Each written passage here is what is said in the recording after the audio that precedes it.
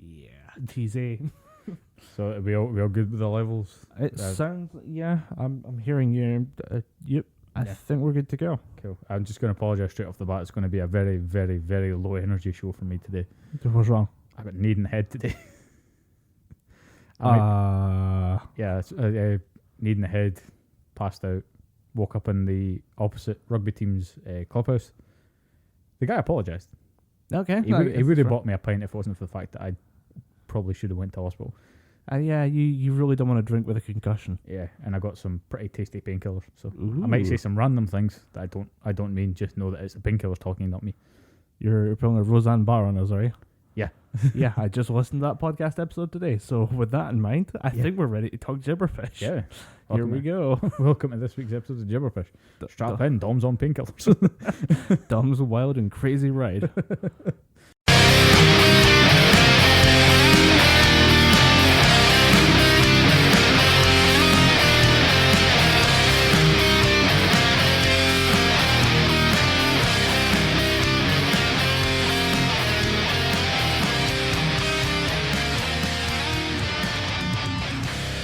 Welcome to the Gibberpish podcast. Dom, how many giraffe heads do I have? 4, and they're all giving me the finger somehow. I know, they don't even have fingers. They're just giraffe heads. Where do the fingers come from, Dom? Where do the fingers come from? Giraffe hands. The giraffe hands. I have a weird obsession with hands right now. I don't know what it is. I think somebody mentioned my hands, and I'm like, what's wrong with my hands? What's wrong with these? They're fine, They're right? normal hands. Normal ass human hands, and all of a sudden I'm very aware of them. To the point where you feel like you're dragging your hands behind you all the time or something. it's more the fact that keep slapping at my knees. I have long arms. Yeah. Long arms, the big hands, and all of a sudden you just gonna start feeling I'm a constant knee slapper. Not even in a funny way. You're just trying to bring the party to the barn. You're just gonna bring it on, guys, bring out the jug. Come on, boys, you ready for a little hold down? I'm calling this here's my good old boys. Dude, there's nothing wrong with a little bit of Zach Brown and a little bit of jigging up and down. A little bit of chicken fried. A little bit of chicken Cold fried. beer on a Friday night. Pair of jeans to feel just right. And the radio on. I love that song. Yeah, it's just fucking banger. It's a weird one of like, you're always like heavy metal as a kid, and then somebody introduces you to some like good weird stuff you weren't ready for, and you're like, oh boy, I may have been wrong about this one. Yeah. I mean, I think me and you are both heavily invested in the whole heavy metal thing. Little bit. Yeah, a little bit, yeah. But for me, what was the turning point for that? For me was me realising that despite the fact that I used to like dance quite a lot when I was younger, nowadays listening to dubstep, just going, you know what, half of this stuff isn't complete and utter garbage. I was so mad when everyone just dismissed the Skrillex and Korn album. That was a fucking fantastic record in general. Fucking superb to see live. Really? Yeah, me and my older brother went to see it. Oldest brother, sorry. We went to see it, and it was just fucking fantastic.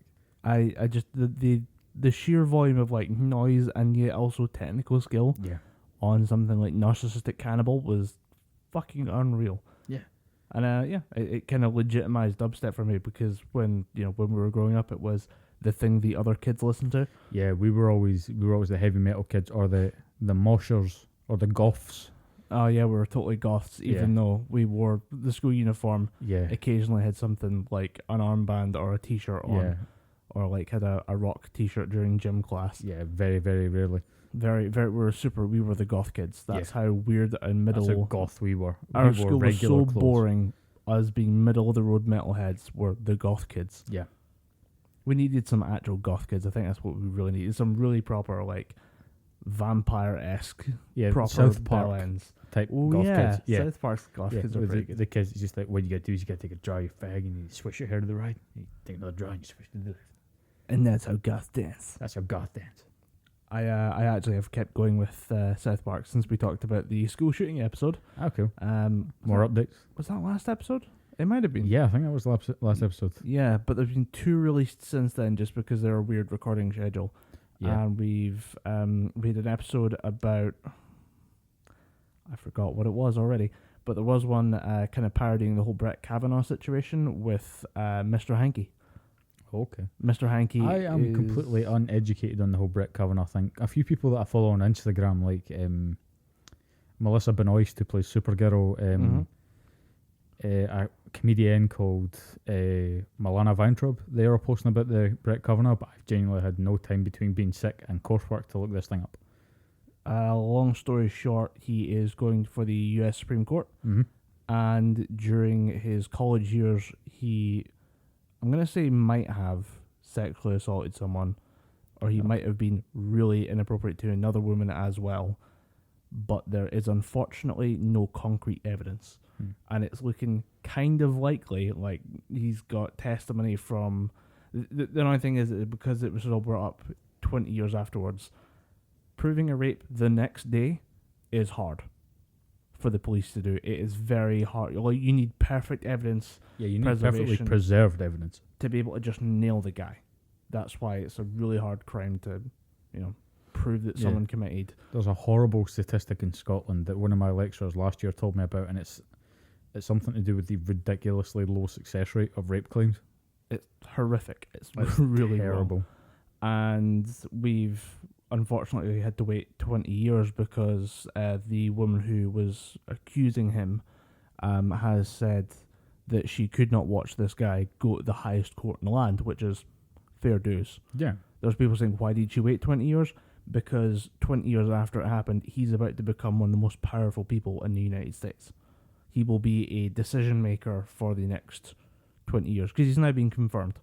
The whole thing didn't really stop it very much because there is no evidence. The hard truth of it is that even though we would like to just, as the saying is, believe all women, and we put the caveat of believe all women to get it to a trial, there was no official trial. There was an FBI investigation, and they didn't find anything, but that might be because out of the 40 people they could have interviewed, they interviewed 4.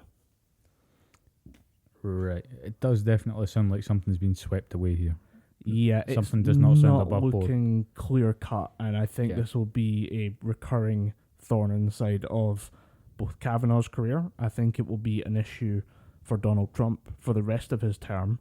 And whatever short that may be. Yeah. I think that it will be a main issue during... it will be a main issue during their upcoming midterm elections, which are about a month away, I'd say.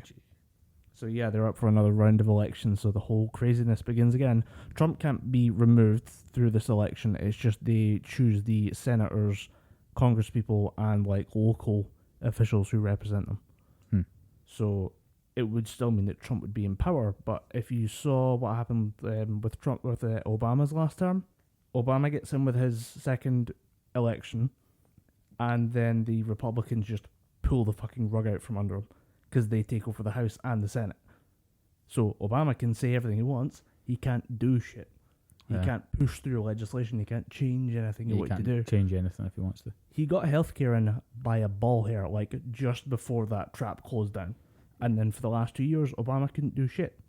Aren't they trying to pull Obamacare away from him? Away from the US as well now? That's been dying a death for a while now. Yeah. I don't know if they can fully... The initial thing was, Trump's campaign promise was, I will repeal and replace Obamacare within the first 100 days. If I can, I'll do it in 1. Turns out he couldn't because it's a fucking monster. It's a huge system. You're supplying healthcare to 330 million people. You can't just flip that switch. Yeah. You can't just click a button and all of a sudden it's undone. But isn't part of the sort of handover inauguration thing, if you're handing over seeding power to another party, isn't there some kind of, and I'm probably wrong about this, please correct me if I am, but isn't there some kind of regulation or rule that says your first act cannot be to undo your predecessor's last? No, I don't think so. I think you can do whatever you want, especially if you have somebody who could campaign on the very specific policy of, I will get rid of that thing he did. I don't think you would do it as a kind of show of good faith, almost like a kind of reach across the aisle to say, look, I disagree with it, but I'll leave it alone and then we'll deal with it properly. The idea that you could swap out healthcare in 100 days was laughable, really. Yeah, it was pretty. You saw Congress and the Senate fight this for years, and you think you can just walk in, flip the table, and walk away before it's the table's landed. I don't think he understood how that worked. Yeah, There's probably a lot that dude doesn't understand. But yeah, South Park. Oh yeah, that thing. Yep. But they run through a bit of a joke that Mr. Hankey is outdated. Do you remember when they had Officer Barb ready? And they tried to kind of kick him off the show. I can't remember if he actually left. I think they did, because they replaced him with the inspector character, the redheaded guy who's like the 2 days from retirement guy permanently. Yeah, it's pretty good. But they have they have this whole storyline of he is basically having the budget cut for the school Christmas musical, so he has to go from having a professional orchestra to teaching the kids in South Park how to play instruments.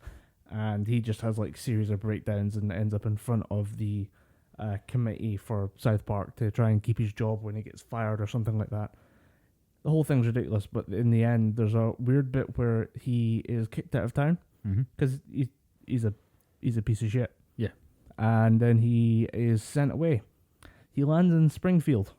Yeah, is this a proper crossover? No, it is them. Basically just taking shots at the Simpsons again, which is good. I mean, if we're going to talk about beefs from 20 years ago being brought up, why the fuck not South Park versus Simpsons? Yeah, Simpsons. Yeah, but it's all being related to the Apu thing, where I think they've recast the voice of Apu. Yeah, I heard that they were redrawing him completely because one of the people that have been following for quite a while since the movie Dredd, a guy named Adi Shankar, he produced Dredd. He produced a couple other films apart from that, but Dredd is where I really started paying attention to this guy. He's been posting for quite a while on how Apu is one of the most outdated, useless characters in The Simpsons, that they should really change him. Yeah. So that's where I kind of picked up the speed on that. So I've, they basically have just lobbed a grenade over the wall and said, later nerds, and deal with it. But speaking of beef from 20 years ago, have you seen the video of Shaggy Two Dope fucking yes, I drop have. kicking Fred Durst? Fucking yes, I have. You sent me the text message. What was it? Friday night? Saturday night? Something like that, yeah. Maybe Thursday night. Sometime. In fact, no, today's Saturday night. Painkillers, kids. Don't do them unless you need to. You sent me the text whenever it was and just saying, are you ready for this video? And I went and Googled it, and it is brilliant. It's the fact that Fred Durst takes it quite well. He just turns around and goes, you okay there, buddy? You good? And Shaggy, it wasn't even a proper good drop kick. Yeah. I've seen a couple of theories on this one, and I believe we chatted about this on like our first episode, was the channel Internet Today, which is former ETC from Machinima. So some of the former Machinima guys doing their own channel, doing their own thing, broke it down because they just, that's what they do. And they found out that the kick, the way it happens, might be because Shaggy, Two Dope, and Violent J have trained as wrestlers. It looks like a good drop kick from the right angle. If Fred had known that was happening, felt the tap, and then just launched himself forward, you'd be like, oh my god, Shaggy Two Dope just fucking murdered Fred Durst.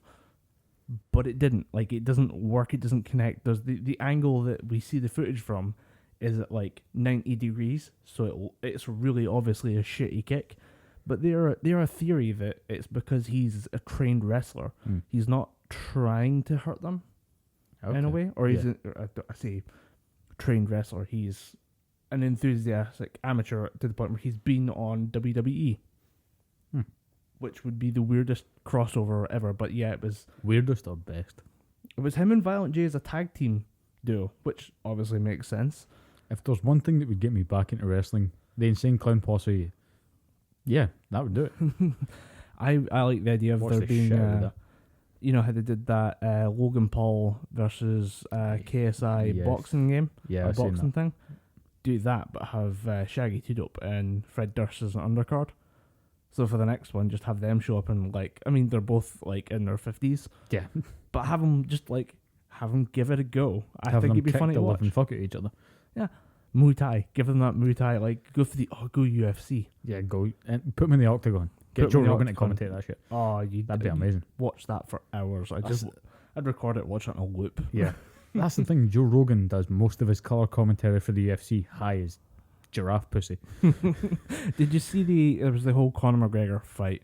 Which, I mean, I don't watch UFC, so I can't really speak that much about it. I did. Can I just give my comments? Yeah, go for it.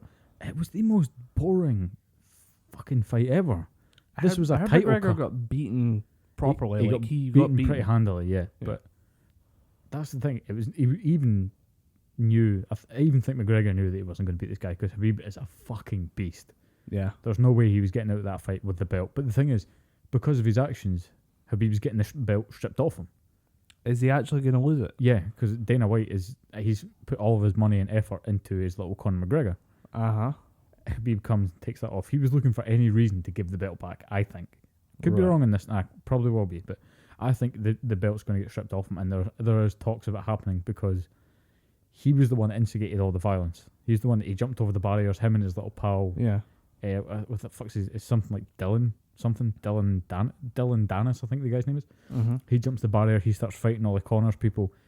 It was those two that started the fight, so I think for that gross misconduct, Dana White's going to have no reason but to say, yeah, you won that title, but it's now getting taken off you, and you're getting a 6-7 month ban. It's what I don't like though, is that, I mean, if you listen to his after the match statement when he sat down, Yeah, if you watch I think they called them the press releases. Yeah, and the press afterward. He was saying, yeah, I leapt over and kicked that guy's ass. He's been shit talking me for months about my family. His dad died, and like that got thrown in the mix, and his religion and his people and his culture and stuff. So he says, yeah, I jumped over and kicked that guy's ass. I'm like, fair. Yeah. I'd give it. But say what you want about Conor McGregor, but all the fights that I've seen him fight, yeah, he's been a cocky bastard. But at the end of it, that's all just an act. He's going up, he's shaking the guy's hand saying, good fight. When he fought Mayweather, that was a shit fight. Yeah. I was in Spain watching that fight. It was fucking terrible. I decided, fuck this, I'm going to sleep. Everyone else was saying, we're going to stay up and watch the fight. We've spoken to the people that own the monastery that we fucking lived in for a week. Can we use the projector so we can hook up our laptop and watch it? So they were sitting watching that. And the fight went the full 50 rounds or something like that. And at one, I think about round 12, I decided, this is boring as fuck, I'm going to bed. But even after that fight, Conor McGregor was gracious about it. But there's a reason this guy's the fucking champion. He acts like a dick when he's on that high, and he can back it up more often than not. But what pisses me off is people attacking Conor McGregor, just going, you're acting the fucking big man. Like, no, he's actually fairly, this is a sentence I never thought I'd say, he's actually fairly humble about the whole thing. He's like, yeah, the guy beat me, he's better than me, but he's not going to keep a hold of that belt for fucking long. It's just, the real kind of dickhead of the whole piece was Habib and his sort of group. There was a guy who jumped in after the fight, like a UFC fighter jumped into the ring, take shots at McGregor. Yeah, I think that's that Dylan Dennis or whatever the fuck his name. That guy is apparently banned. He's gone. Although the thing that I've seen is that Khabib's saying, if he's gone, I'm going too. Good riddance. Yeah, you're not feeling it? You just like, I'm done with this guy, he's not worth the hassle? Yeah, I mean, he's a good fighter. What bugs me is people that, there's been a few fighters in the UFC. I think there's another guy, Cody Garbrandt. Again, another real, people always view them as a really cocky, arrogant fighter, but you watch him fight and he's always doing the, like, tap the gloves, come out fighting. At the end of it, he's like, dude, give it up for this guy. Dude's one of the best in the competition right now. Again, really sportsmanlike. But there's the showman before it, where he's been shit talking him for months. when the ego's there, and a lot of people, I think in sports nowadays, and this goes for fucking fencing, rugby, UFC, football, get the ego off the field. But the thing is for McGregor though is that his ego, the act, the is intimidation, so tied into him. The intimidation works so well. Yeah, it, like, you can see it fucks with people, and it gets them into the mood to just like take random shots they wouldn't take, and then McGregor can just exploit that, and then just hit them upside the head, and then what are they going to do? They just lashed out. Yeah, one of the best examples of just the most even fighter that you will ever see, and his real name escapes me, but he gets called Mighty Mouse. He's went a few years, I don't want to say the exact number, but it is years undefeated. They made a show called Undisputed UFC to try and find someone that could beat this guy. No one has beaten him since. He's fucking ridiculously talented. Yeah. He streams Dark Souls as well. Awesome. Really cool guy, but he's another example of one of those, I do what I do what my abilities allow me to do, but if anyone beats me, fine. I'm going to train and beat them back. If I beat someone, cool, next competitor. He's just really, really humble, really, really even keel, but you can tell that's part of his thing. Yeah, it's like the whole... He is calm, he is... it's like the... what the fuck is it? An American football player, a guy by the name of Tim Tebow? Yeah. How he did the whole kind of... you'd always see him praying and stuff before it. That's his character. Well, not really. His part of his character was being the good Christian, which I assume kept him calm. Mighty Mouse's thing's all about there's no point in getting aggressive after the fight. Yeah. But you will find also in the same field, you'll find guys who will just get right up in your face, start screaming and yelling and calling you a pussy because you're not doing it back. Yeah. And they will get into people's heads. So the McGregor thing was just kind of like you're watching the shit show unravel for like a week, and it just keeps getting weirder, and more people keep getting dragged into it, and ultimately, I think they've managed to avoid pressing charges. McGregor didn't want to press. Yeah, I think McGregor didn't press charges. I think his thing was he's going to get a rematch. There's going to be Habib McGregor 2. Oh yeah, definitely. At this point, there needs to be. Yeah, he's just going to get his own back during that. He said he doesn't want to press charges. He's calling it just the heat of the moment, the sort of rising heat of the blood type thing. Yeah. And he's willing, very big of him not to press charges because he very easily could have. Yeah. The people that Conor McGregor threw a table at, the bus was pulling away from the UFC. The dolly. Yeah, he threw like just something to help haul her and luggage and stuff. That he just lobbed at the window. Bus. Fair enough. They'd done the same thing. They didn't press charges. They just knew that it was just. There is one guy pressing a civic suit. I think he got damaged in the eye, so he's like, "Well, I need to make a bit of money here." Was that Drake?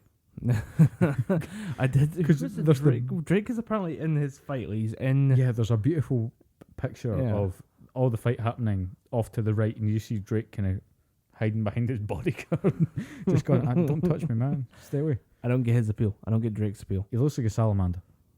He looks very boring. I don't know why. Like I don't know who he is. He does look like the plainest vanilla dude that you could ever think of. That just stays at home and cooks. Spaghetti. He's Canadian. Yeah, but Canadians are cool.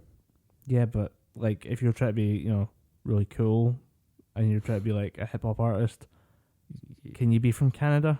I was gonna say, isn't Krispy Kreme from Canada? Froggy Fresh, isn't he Canadian?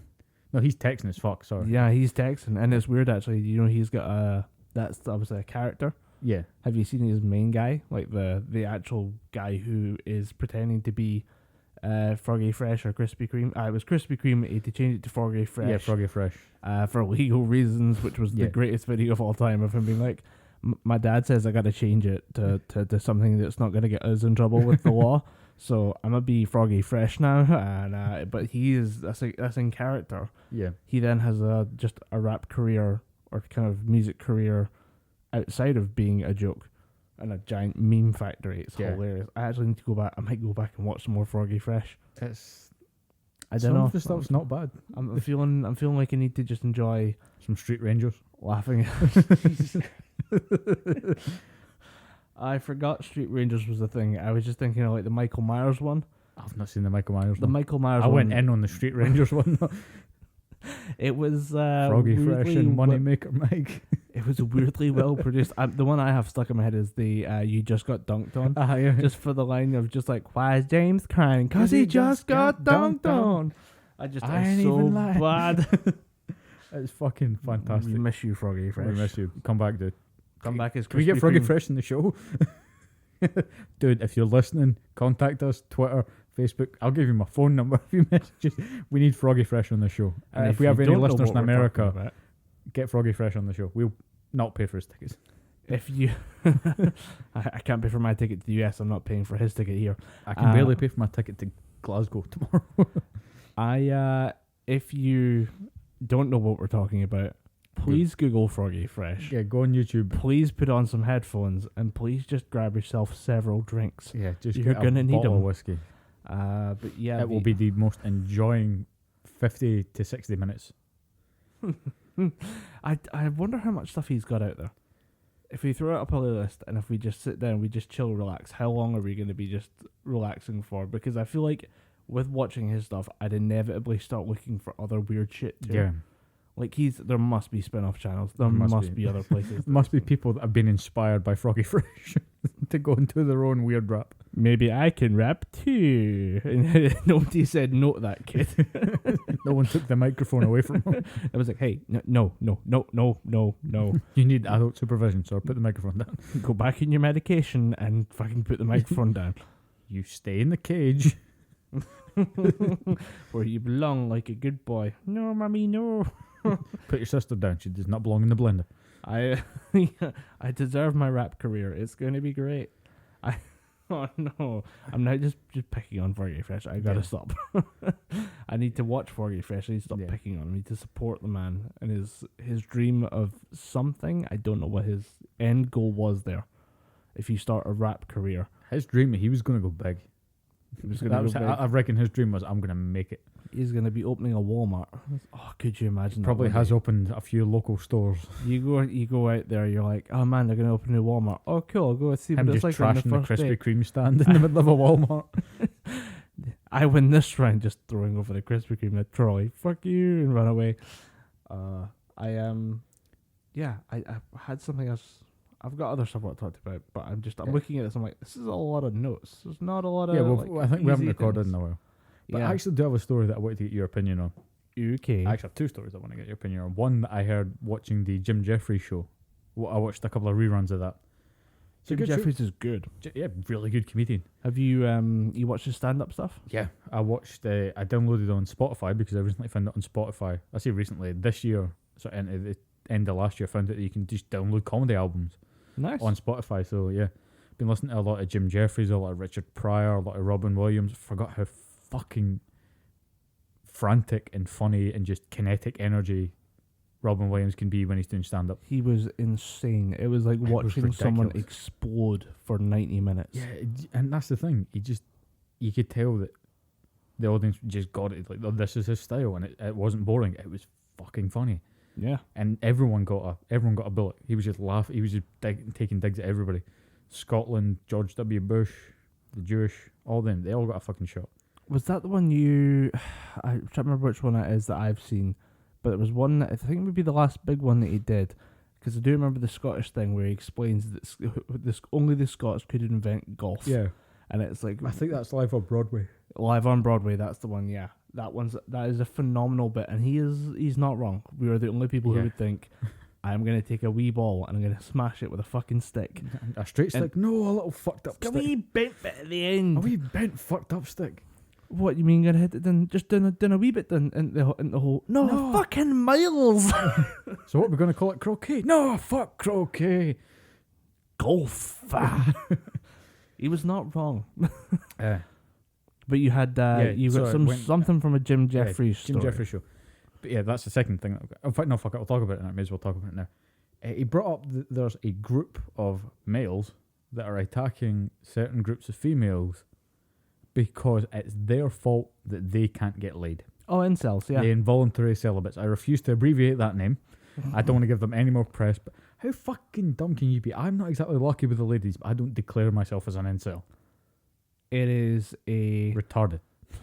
It's a symptom of what happens with every group now, is that you find your peers, your equals, and you only listen to your peers and equals. You refuse to go outside that bubble, and unfortunately, just refuse to go outside in general. Those people, in a very specific case, these people refuse to go outside, but it is a very dangerous thing that's happened now, to the point of one of these guys has shot up a school. Yeah. One of these guys smashed a van into people in Toronto again, funnily enough. Yeah. The Canadians alone, man, they're cool. Yeah, a bit boring, but okay. They keep stealing my best friends. I'm not okay with it. They keep stealing people from my work, and I'm like, could you please fuck off and leave me with the people I like to work with, please? I was going to say, isn't Captain Marvel? Nope. Isn't she Canadian? Brie Larson? Maybe. Why not? Could be. She can be an honorary Canadian, even if she's not really. I like Canadians. I don't mind them. If she works for the CW, she's probably Canadian. Yeah, she's probably Canadian at some point. But yeah, Canadian at some point. That was the dumbest fucking thing I've ever said. She's painkillers, kids. I'm Canadian now, but hopefully one day I'll be a real grown up. Maybe I'll be a big boy or girl. I'm a Canadian now, but one day when I grow up, I want to be an astronaut. But right now, I'm Canadian. I will not be Canadian at some point. I'm hoping to have the Canadianism removed, and hopefully I can get on with my life and just enjoy being me. Just a word to the wise. If you're on painkillers after a suspected concussion, just go to sleep. Just go to sleep. Wait for the all clear from your doctor and just go to fucking bed. Oh god, what was your thing? No, like the incels thing. I do actually. I never thought we'd actually get the chance to talk about it, but I think these people have an unhealthy attachment to sex as part of life. Yeah. I think that they have fixated on it to a point of making themselves angry. and then they sit in a room with other people who've made themselves angry, and then they just circle jerk. They just feed into each other, and it doesn't breed ideas, it just breeds hate. Yeah, it just brings more anger. And it doesn't help anyone. I don't do a lot of like watching these like Vice journalists. Yeah, it was just because it popped up and I genuinely wanted, because it sounds so fucking dumb to me. I just wanted to see your thought on it. But there's actually a good Vice video. It's only like 7 minutes where she goes to visit one of these guys, and they have a conversation with him, and he's very frank. He says, "We just sit all day in a chat room. If I don't have to go to work, I will just spend all day in here with my laptop. I'll just sit and hang out. We'll chat and we'll just hang out. Like, we'll just hang out and talk to each other. What do you talk about? How we hate women." And that's instantly where you're like, okay, this is wrong. And then, but they have the brief, honest moment of what are people like in this group? He said, very unhappy. I mean, 2 weeks ago, one of the guys in the group hung himself. And you're like, okay, this is Jesus weird. Christ. These people are not well. And it's a long road to recovery from hating all women, but it's manageable. But there's a surreal moment when one of the guys, I think, just starts jerking off because he knows the Vice girl is there. During the interview? There's it's somebody in the chat group. Oh, right, okay. The guy who's doing the interview, quite normal, quite well reserved, but you see he's desensitized to it in a very bad way. Like, one of the guys just starts jerking off, and the journalist is like, what the fuck is he doing? And he's like, he just does that. Oh, that's just crazy Jeremy. He just jerks his little ding dong. Crazy jerking Jeremy. Crazy jerking, whacking off Jeremy. No, that is just, you can see, even as someone who maybe he contacted the journalist first, or he was willing to share time and communicate with the journalist, he's kind of the most normal of the group. Even he's desensitized to stuff that isn't normal. Yeah. And isn't, I don't want to say it's right or wrong, but I guess I want to say that we can it stick our isn't neck right. out and say that this isn't right. Hating women because you essentially demonize them to the point where you think it's their fault that you haven't had sex. Yeah, that's definitely wrong. Just read enough of what they write. Yeah. With an objective mind and say, this is how you treat people that you want to be with. Yeah. If that happened to anyone you knew, if you found out that you've got a friend and she's wanting to date this guy, but he's part of this community, if you read that shit, you would tell that friend to leave him and run, because you'd realize that there's stuff in there that's dark and concerning. But yeah, I'm not very pro incel. No, I mean, think neither. it's I people think it's who are fucking looking dumb. for a pity party. Yeah, people are looking for a pat on the back, a kind of shoulder up, just going, oh, don't worry, it's not your fault that you're single. It's not your fault that you can't develop, relationships with women. Yeah, it's someone else's fault. But that's the thing is, what you just said is, you can't develop a relationship with a woman. They don't see that as the problem. They're like, where's the sex? Oh, right, fuck. That's the problem. That's even worse. That's when I look at the incels as a group. They never talk about, I can't chat with a woman. I try, I can't get them to talk with me, and I never get sex. It's always, there's that bottom line. That's what's worrying. It's always about sex.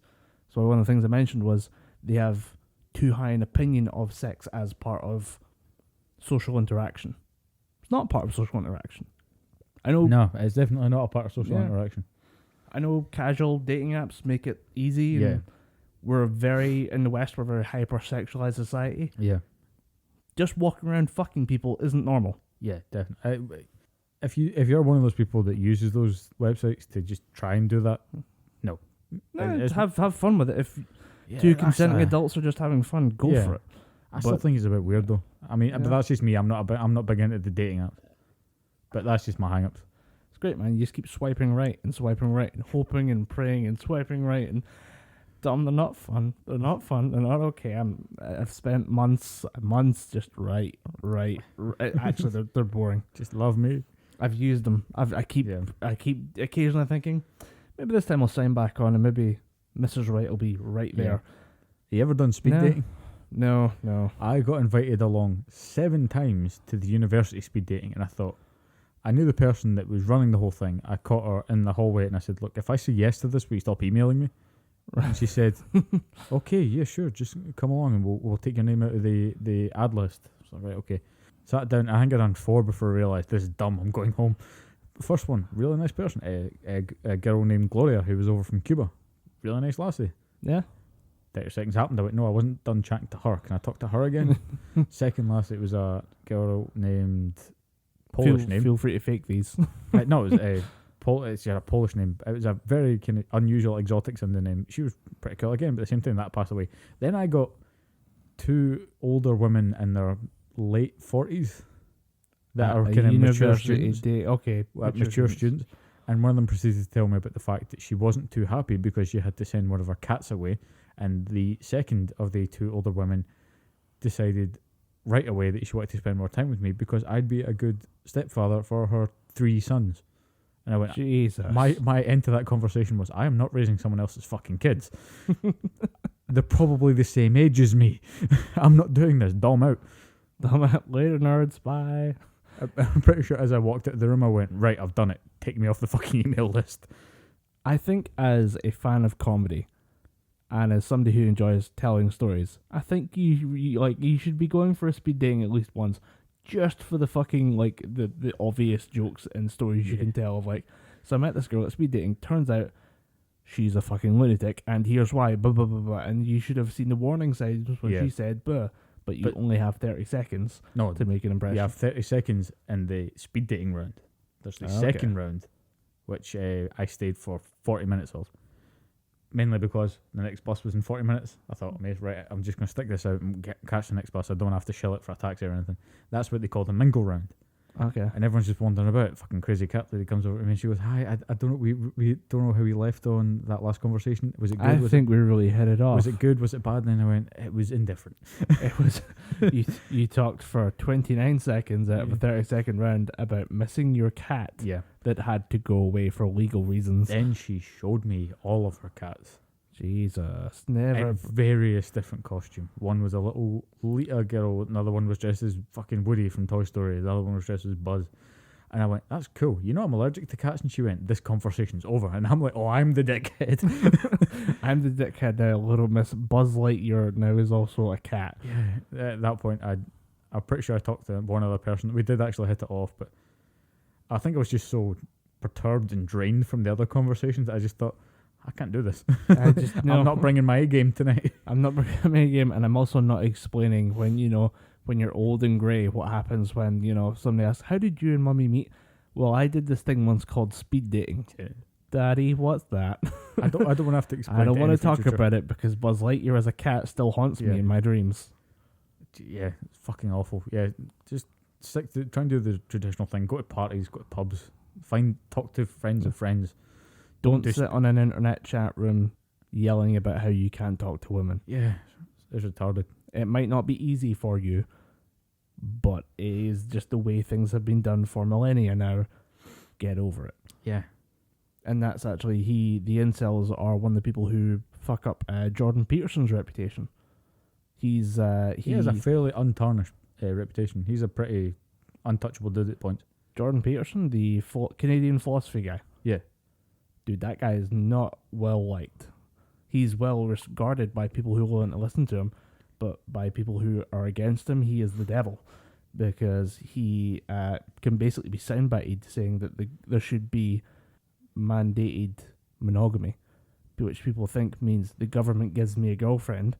It's wrong. That's the wrong description of it. Listen to him talk. He explains that it's actually to do with society. So you come to me and say, just cheated on my girlfriend, I managed to bang this girl, it was awesome, I can't believe blah blah blah. I stop you and say, dude, you just cheated on your girlfriend. You just tarnished your relationship with your girlfriend. That's what he's calling for. He says that the casual sex aspect of modern culture maybe needs to be toned down a bit. Yeah, it's never going to happen. And I always thought Jordan Peterson was one of those dudes that was kind of on the level that everyone really appreciated on both sides. But yeah, I suppose there's no... He can be misquoted, he can be misrepresented, and the media loves to just take a good slice out of the wrong angle. Yeah. So yeah, he if you listen to his whole conversations, he's fine.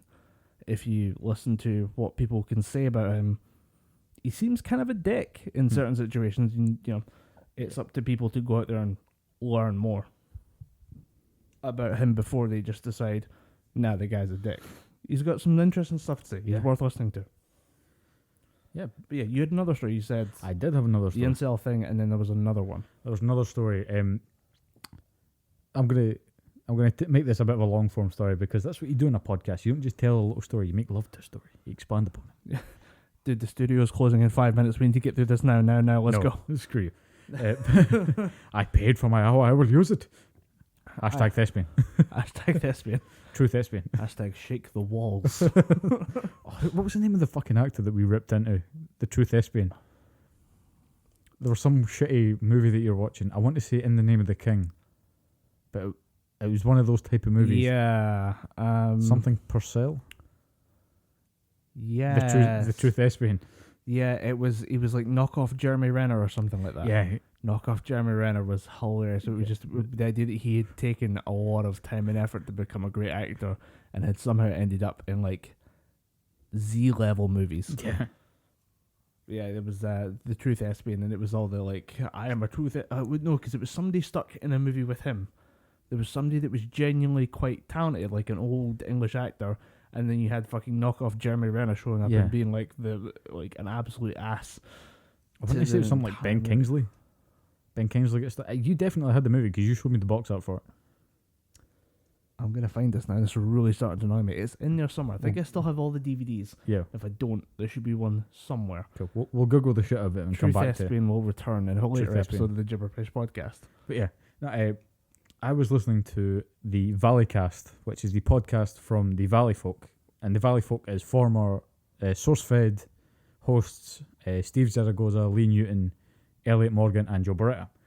They all, those four get together. They're trying to launch in this kind of same vein as the DeFranco Elite.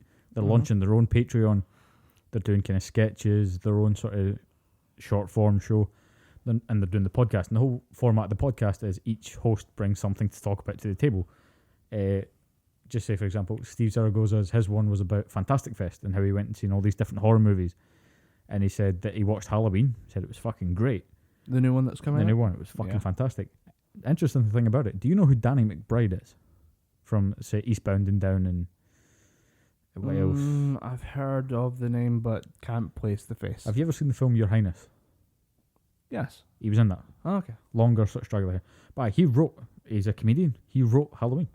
Oh. Apparently really good. Well, that's interesting. Good thing to watch out for. Lee Newton's one was about baking bread, one episode. Elliot Morgan, he's a notorious sort of drinker. So he had a story about how he got fucked up in Portland and basically became homeless for 45 minutes. Okay. That was pretty funny, but... That's the Portland experience. Yeah. Portland's a weird place. I've heard weird and wonderful things about it. It's the hipster capital of America or something. Yeah, it was like a hipster colony out in the middle of Oregon. And then they realized how popular it was, and it became like, if you lived in LA your entire life, you retired to Portland, Oregon. Ah, right. So you just went up the coast because it wasn't as, you got seasons, you got weather, which is something that people in LA complain about. They say our winter is maybe 5 degrees off of our summer. Yeah. And you don't get any weather change. It's just smog and hot it's hot just air. humidity and shit. And you live on the coast next to a desert. What did you expect? Yeah, you're going to get one type of weather. But in the most recent episode, Joe Beretta's story was about how his 11-year-old daughter Hayden was having There was one little fly. There's one little green fly buzzing about the fucking studio, and it's pissing me off. This is like it's a version of One Punch Man, but with more hair. Yeah. It's Saitama versus the fly, but if it attacks Colin, it's pretty much 1-to-1. But yeah, but still more fisher. But Joe Beretta's story was about how his 11-year-old daughter Hayden was going to have a sleepover, and obviously 11-year-old girls, they get the parents together. Yeah. And everyone talking about, they're all, him and his wife, they're talking about, right, so this is what we're going to do. We're going to have food, games. They can stay up in their rooms. They can eat all they want. They're going to watch movies all day. It's going to be great. Then one of the parents said, we've been talking. Is Joe and your son going to be there? And they said, Joe Bretta stepped up and said, of course I'm going to be there. It's my daughter's 11th birthday. She's finally old enough to want to take this step. I want to be there. Yeah. It's a big moment for my daughter. And then the parent that brought up the issue and 3 or 4 other parents immediately said, our daughter can't go. And Joe piped up and said, why? Why is me being there stopping them? And said, we can't take the risk of you being there after what's happened with certain men in the media. To which point he went, didn't you want to talk to me about that first? Because obviously I'm not what you think I am. I'm not kind of predatory in any sense. And they went, we just can't run the risk. They're taking some weird kind of calculated look at, it vilifies all men. It vilifies all men because my niece just turned 6 today. She's probably going to want to have a sleepover soon. Is my older brother going to have to come and fucking live with me because he's been kicked out? That's the thing. This fed into a loop, a sort of wormhole. I went and asked my dad about it. My dad had the same reaction as Colin, just going, this is fucking weird. Why would anyone want that? I went on a Google search and that led through another wormhole. This happens on a regular basis and has happened on a regular basis in America since 2011. Holy shit. And is now happening in Scotland. I was about to say, the Valley folk, they are former source-fed. They're Los out Angeles. in LA. So Los Angeles. Maybe it's an LA thing. No. LA's a weird bubble culture. It doesn't represent most people. It just makes all the media for the most people. Yeah, it's media central. So I figured it was like an LA thing. No, it's hitting Scotland. It's hitting parts of England, Ireland, Wales. It's parents just basically going, we can't run the risk of you being a paedophile or a predator, that we're just going to take our daughter out of this.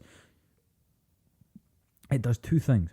It makes that little girl think that her friends don't like her, and it makes that dad fucking infuriated, and with every right to do so. Yeah. I mean, the story, it has actually a kind of a happy ending to it, because Joe Bretta basically, he says, look, he's always the kind of person that sees both sides. He's a fairly neutral, level-headed guy. Mm-hmm. But even he was thinking, this is fucking ridiculous. It's my daughter. They spoke, the end of the story is they chat it through and they basically say, right, we're going to leave because obviously we want my daughter to have this experience. But at the same time, if you were going to do this, come and talk to me. Don't just immediately write me off. Yeah. So he took I suppose he kind of took the high road in that sense. He's going, look, I'll back off. I want my daughter to have this. That's the high road in this. Yeah, but the 5-year-old son as well. He had a 5-year-old son that had to go out the house as well. Little 5-year-old boy. You're basically demonising that, and you're making that little girl think, all right, my dad's going to be there, so that means my friends can't be there. I'm going to then, my friends aren't going to like me. I have to choose my parents or I have to choose my dad or my friends. That's horrific thing to do to kids. Also making these little girls think, right, I can't trust all men. I can't trust my dad. I can't trust my uncle. I can't trust my male teachers. That's another thing that happens. Women, particularly mothers or parents of younger daughters, are saying that their daughters cannot go to school with a male teacher. It's such what? It's fucking ridiculous. I thought this was just a little one isolated incident, but then I hit that wormhole, and it was 6 or 7 different reports of parents in Los Angeles, parents in Chicago, San Francisco, fucking all over the place in America, and even a couple of reports in Alberta, Canada, saying that I will not let my daughter be in this classroom with this male because he has a predatory vibe. And I just thought, those are like big allegations, because I mean, it genuinely you are calling someone head a pedophile.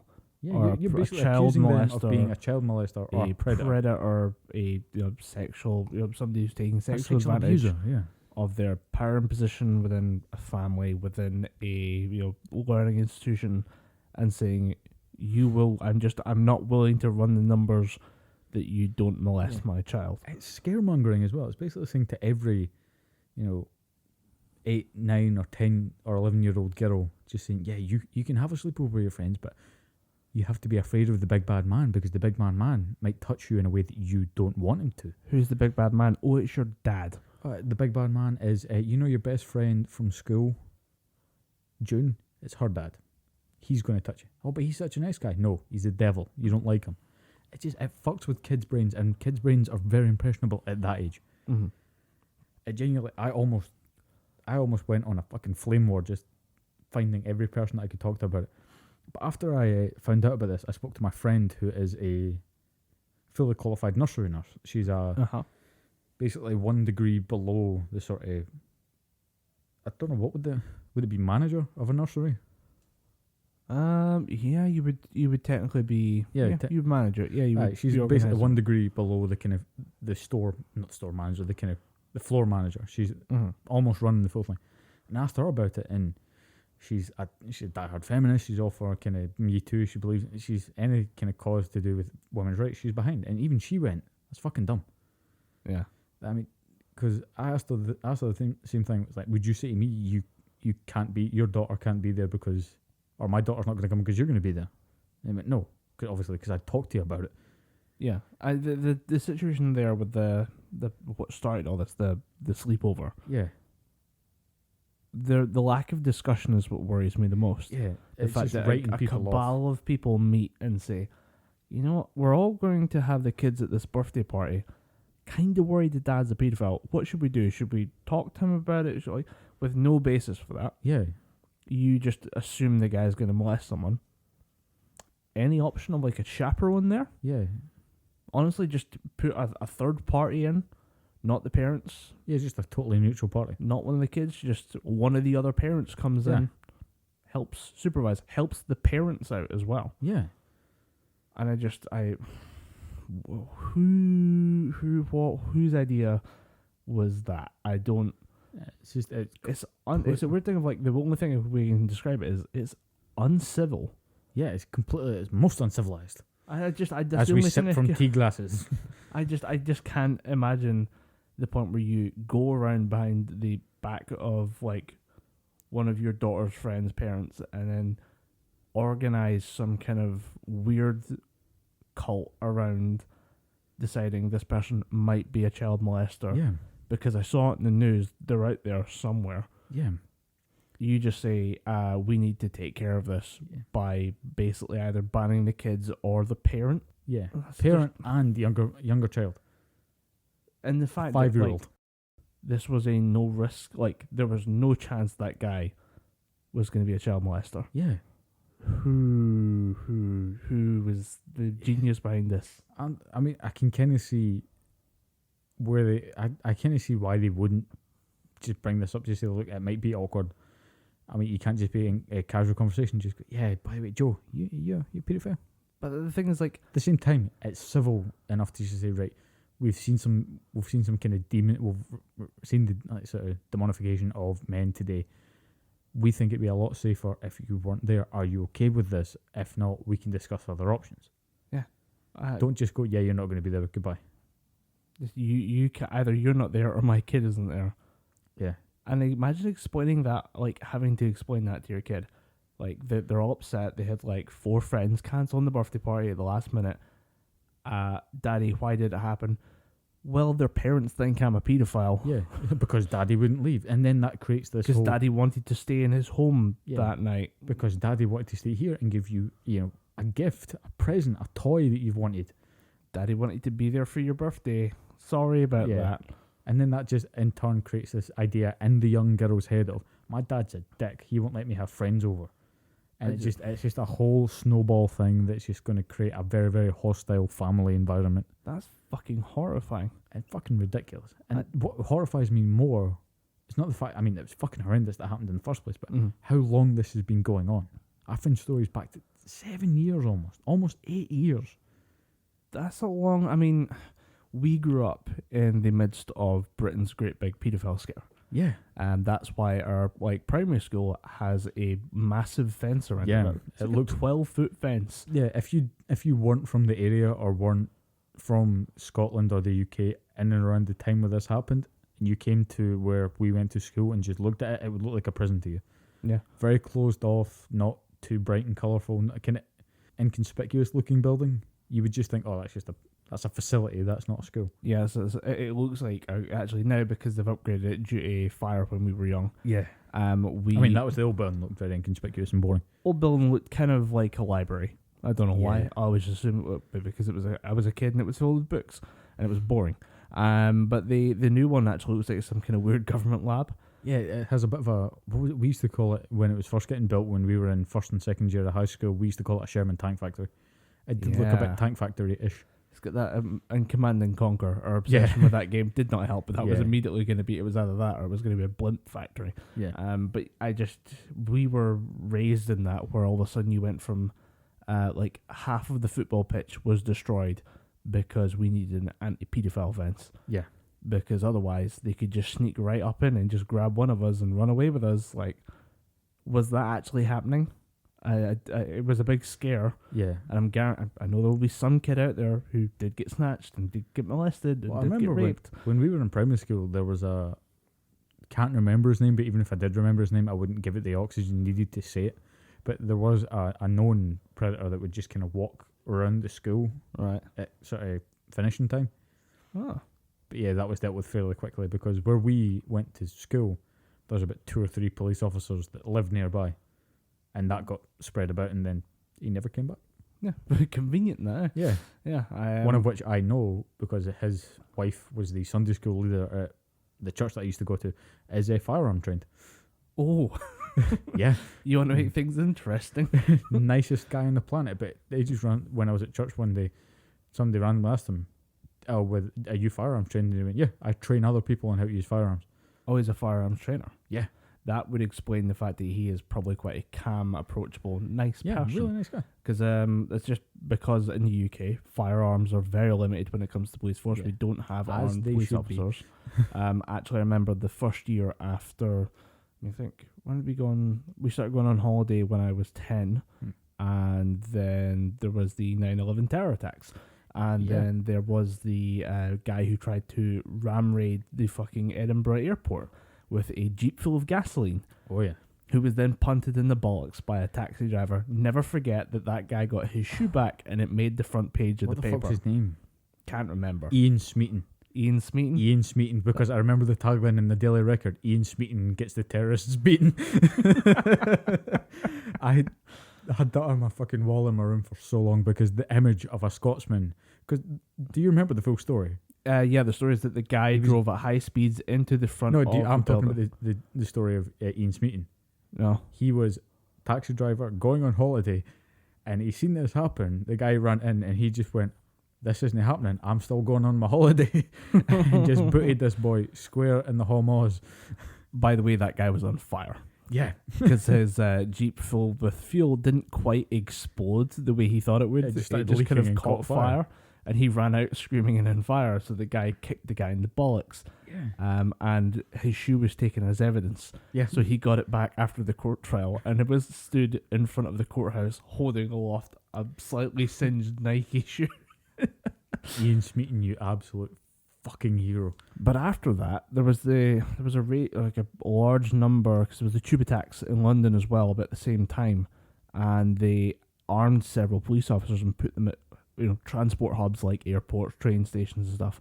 I remember seeing 2 big police officers, I'm talking big lads, absolute units, walking down the airport kind of main hall with MP5s. I was like, what the shit is that? It terrified the hell out of me. Because you're a kid, you're into like guns and soldiers and like cool stuff and bang noises. Yeah. And then you actually see a guy walking around with it and you're like, oh shit, that guy is terrifying. Because, he's like 7 foot tall and built like a brick shithouse. But our firearms trained officers, they don't typically go for the crazy people. They go for the very level-headed people who need to deal with a crisis situation using a firearm as a tool. So maybe that's why, when you see a firearms trained officer, because I've got a friend of mine as well that's in the same profession. And again, nice, likable guy. Just calm, level. Like, it takes a lot to piss him off, which is good considering that he goes to work every day with a gun. John Smeaton. John Smeaton. John Smeaton. John Smeaton was the name of the guy. Dom has been frantically Googling. He's a fucking hero. But yeah, armed police officers are a pretty surreal experience, and the whole terror attack. There was escalation of just kind of security around the UK for a while. Yeah. Following 9/11, the tube attacks, and then obviously the Manchester bombing probably will spike it back up again. Although I haven't seen too much. We're not jaded to it. Yeah, but I think we're not wanting to overreact. Yeah, I think we're cautiously ready for it. Yeah. I think we're in that point where we're not going to overreact to it and just, put a giant steel dome around the UK to protect us from incoming nukes, but I think we're ready for it. We're not going to build a wall. Yeah, we're not going to build a wall, which I think at this point, due to budget cuts, is probably going to be made out of fucking Play-Doh. Yeah. Trump will build it himself. He fucking loves playing with Play-Doh. It helps his tiny hands. He can pick it up with his tiny hands. Imagine that, like, you want to build a wall and you're told, by the way, it's going to be built by Trump using Play-Doh. And the only thing you can think of is, but his hands are so tiny, it'll take him fucking ages. It'll take him hours. It'll take him hours to get the front blocks done. If we don't have anything specific you want to talk about, I wanted to throw out a quick PSA. I do have something on a more upbeat note to talk about, but what's your PSA? I think we might save your upbeat story for after mine. I had a great, was it last Sunday? I had a great day. I'll tell you about it. Better than being kneed in the face.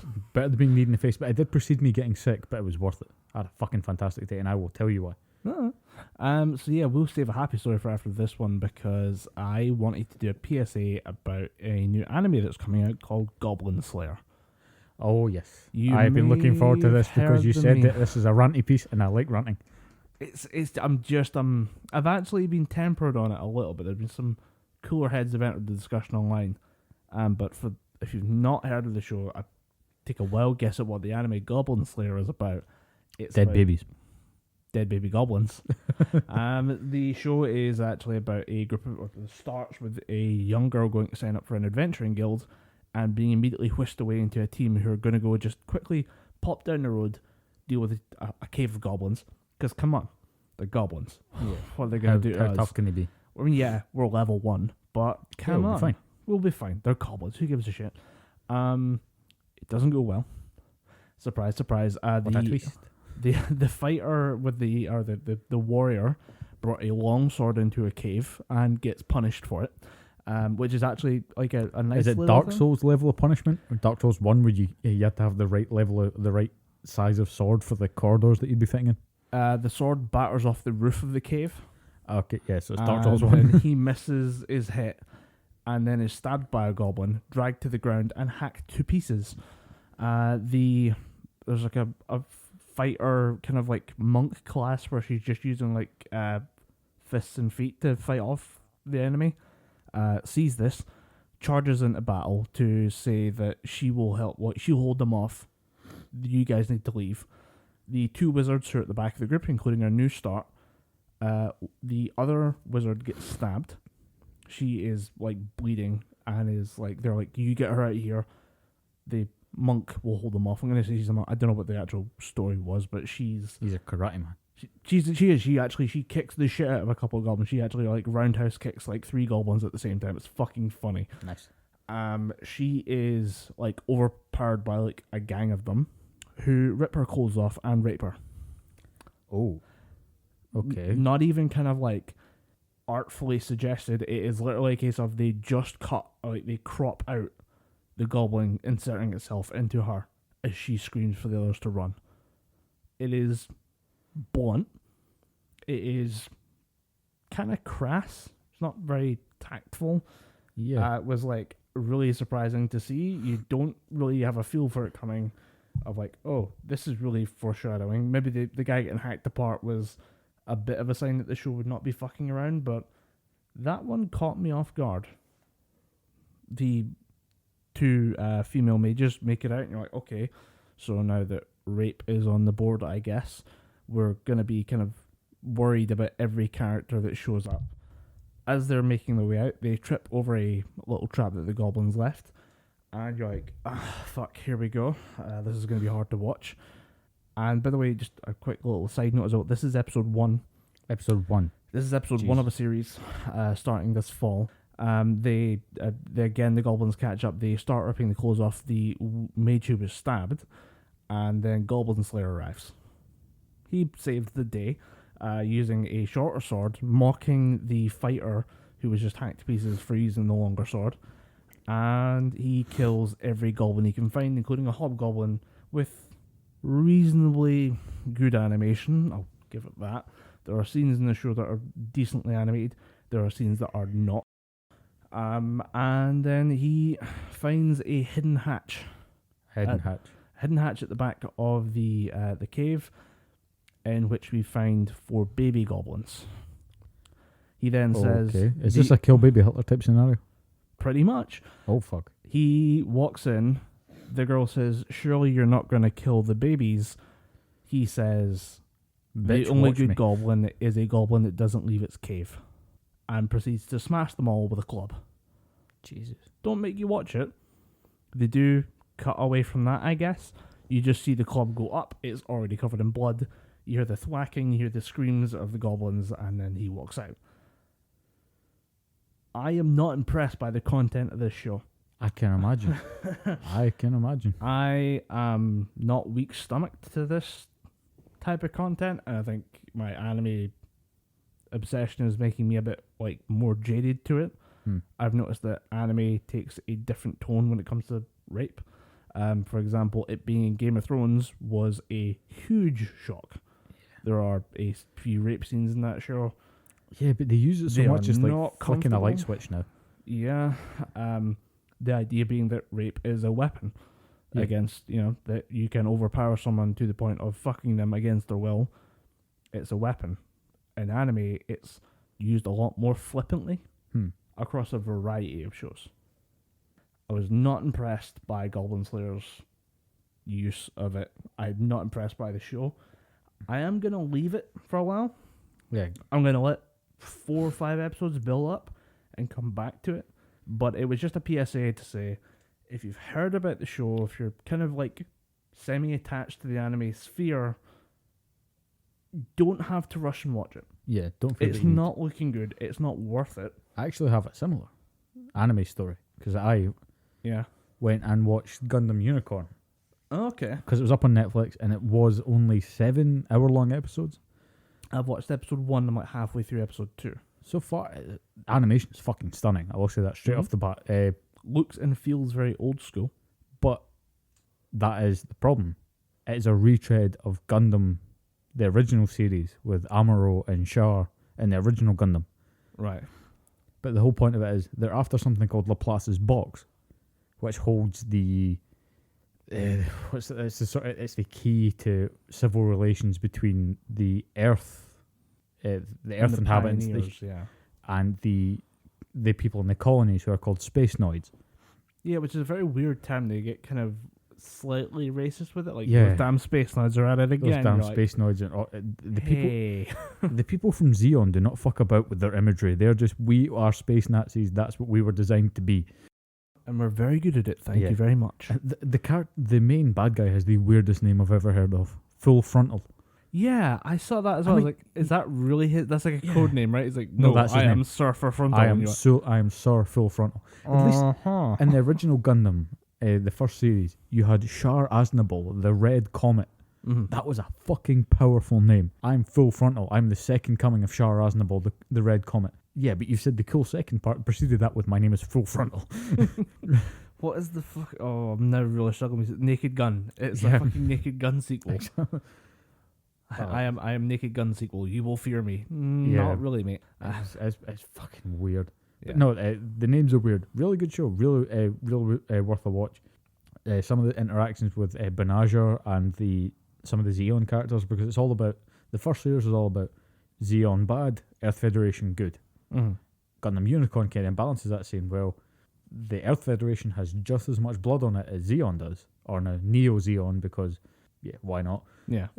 But the both sides have just as much blood in their hands, and both sides are willing to do whatever it takes to end the war. And the war has been going on for nigh on 200 years or something now at this point. Yeah, it's one of those conflicts that seems to be, it ran for 100 years, then we took a break, then it started back up again. Then we someone took a break. dropped a colony on another colony and caused a nuclear explosion. Yeah, it's a good thing that the Gundam series does very well, is to just sit down and say, no one is walking out of this squeaky clean. Yeah. No one is going to be unaccountable for the things, and you will disagree with one team, but I guarantee you can make you disagree with both teams at the same time. Hold my beer. If we get you hard enough, we're going to make sure that you don't like both these teams. But now how it ends is they set up this whole thing. They set up this whole thing of Laplace's box is going to change everything. It's going to make people think totally differently about the whole Earth Federation and Space Noid thing. And it kind of does, but at the same time, it's more of a kind of, holy shit, they're getting to Laplace's box. They've got Laplace's box, and now it's boring. It's boring again. It is in the confines of the show. I mean, are you bothered if I spoil it, or do you want me to leave it? I just say just go for it. I don't mind spoilers on certain shows. What they do is at the end of the show, they find the original constitution between the colonies and Earth, and it's got an extra stance written in it. Don't be dicks to each other. It's basically in the event of Earthlings separate, or a group of Earthlings separating from the main force on Earth and colonizing Earth. Let these people be known as A, and we shall give them a seat in our council. And the current constitution, that's been taken out. So basically what it means is that all the space noids that have been banished to space in their colonies can come to Earth of their own free will. And that changes the whole thing up. But throughout the whole thing, they build up Laplace's box as being something that no one should get. It's too powerful. But then they tie in corporations to it. One corporation made Laplace's box, and they hid the original Laplace's box. And then they've always got this weird architect character in most Gundam things. And he says, the main character is called Banager Lynx. Yeah. And when he meets this architect guy, he goes, Banager Lynx, I've been waiting for you for a while. Since your father told me that you're alive and that he didn't kill you. It's the most niche way that you find out that Banager's still alive, because you find out that he's a bastard child. Yeah, the introduction of Banager, like, they start showing off as just being, like, just a kid.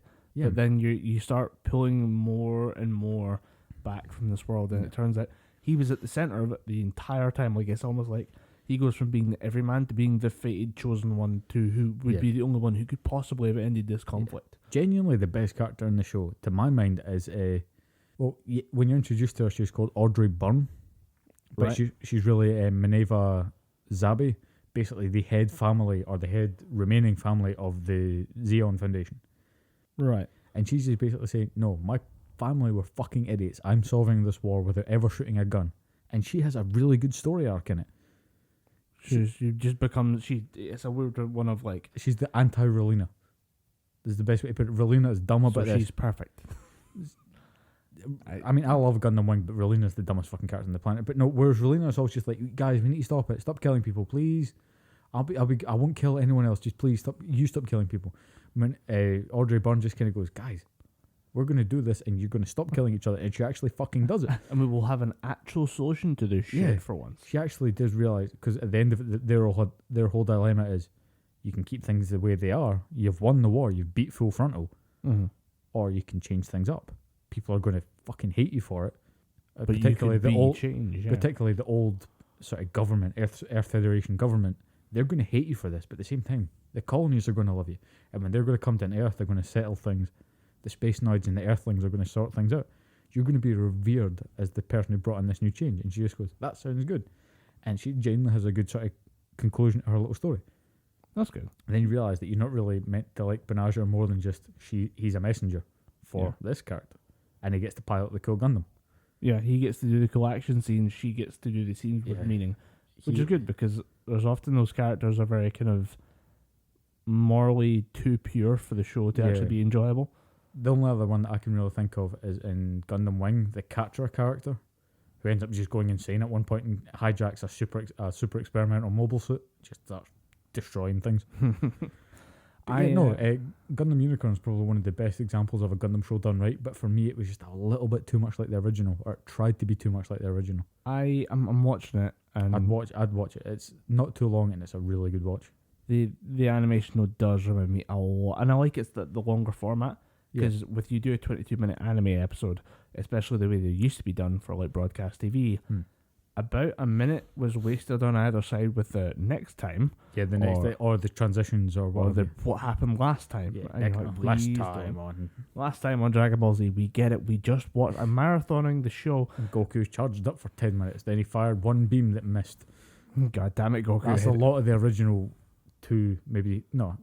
Let's be totally generous here. It's a lot of the first 5 seasons of the original, like Dragon Ball Z. Oh, Z. It's only when Goku goes Super Saiyan that they speed shit up. They're like, okay, we need to get the shit wrapped up. It's just like, guys, people are going to college. We started this when they were in primary school. We need to speed this shit up. I just, because we're talking about animation, Rooster Teeth dropped the first thing for Genlock, which might be I've seen I haven't watched it yet, but I've seen that the first look trailer popped up. Mm-hmm. That's the show with Michael B. Jordan. David Tennant. Oh, I'm always down for more David Tennant. Maisie Williams, who is Arya Arya Stark. Stark. Yeah. She's voicing a Scottish person. Nice. And No. No, it sounds good. Okay, that's fine. Sounds good. It's not like over the top like Zee Youz Ze Jimmiez level. Oh, right, because you've just reminded me of a grievance that I have with a TV show called The Dragon Prince. Okay, first of all, the show is called The Dragon Prince. That's what's No, wrong. hold with that on. show. No, I'm going to finish Genlock real quick. Okay, yeah, Genlock. Go with Genlock. But they put out their 2-minute kind of first look, and it's good. The only thing that people are really picking up on is the frame rate. Is the frame rate sucking dick? 8 frames per second. Oh, ew. I don't know why. It is allegedly some kind of stylistic choice. I'm going to be honest. To make it look like stop motion? Almost. I'm going to say it is the wrong choice for me when I'm watching it. That being said, this is a preview that is a small segment of a show that will arrive in 4 months' time. Yeah, they need Animation can do a lot in 4 months. Yeah, they need to polish that shit up. I don't know if it is. If it's going for 12 frames a second, it'd be better. That is an animation standard. I just don't see it working at 8. It is far too jittery. Yeah, and I mean, think we're too used to it being smooth, because even particularly if we watch shows in the BBC shoot at least 50 frames a second, even on standard definition. On HD, you notice it a lot more. Yeah, BBC, that's standard 50 frames a second on television. But I actually just last night found a video from like old Walt Disney, and it's like Spooky Skeletons Orchestra or whatever it is, and it is from the like early like 1920 something like that, like proper old school Disney. Yeah, and it is seamless, and this is fully animated 24 frames a second, and it's like a little like polished piece. Yeah, like this has been crafted for ages and ages and ages. But some of the like drawing of it, I'll show you when we're done, but I'll post this on Twitter. I think as I've probably seen it. It's the spooky scary skeletons thing. I've probably seen that. They'll start playing like xylophone different on each other's rib cages and stuff. There's one xylophone bit, but more like just there's a point where one of the skeletons jumps towards the camera or what jumps towards the viewer, and the like it's so smooth, it's unreal. Yeah. But yeah, with Genlock, the 8 frames a second thing, I might be able to skip over it because I watch a lot of YouTube videos now at 1.5 speed. Really? So if I just kind of speed it up fast enough, maybe there's enough frames per second. But you know, I've started watching most YouTube videos at 1.5. Yeah. Except for music. Music in certain performance things where I want to hear the performance. If I'm just watching comedy or commentary stuff, or if I'm watching... You want to hear it at the right speed so you're not hearing just a jarble of words. But if I'm watching a 3-hour podcast interview, I am damn well speeding that up to 1.5 times speed. Yeah. Which actually made it difficult. I listened to the Joe Rogan Roseanne Barr. Yeah, that's got to be... If you're into that shit, it's going to be a good listen, but at the same time, it's probably going to be tough. But I listened to it on a web browser, and I didn't watch it through YouTube, so I couldn't up the speed. Everything is so slow now. I'm really worried about what I've done to myself now at this point. You're experiencing flash time. Mm-hmm. I'm experiencing time faster than I really shouldn't. And now I'm really worried about watching anything live. Music seems to be okay. I'm okay with the timing on that. But just normal conversations, it's starting to drag into real life too. It's not just music or YouTube videos. I'm now talking to people in real life and thinking, could you be a little bit faster? Like you've got so much information to drop on me. Just give it to me now. My favourite phrase nowadays when talking to people that are particularly a bit more long-winded is just skip to the end.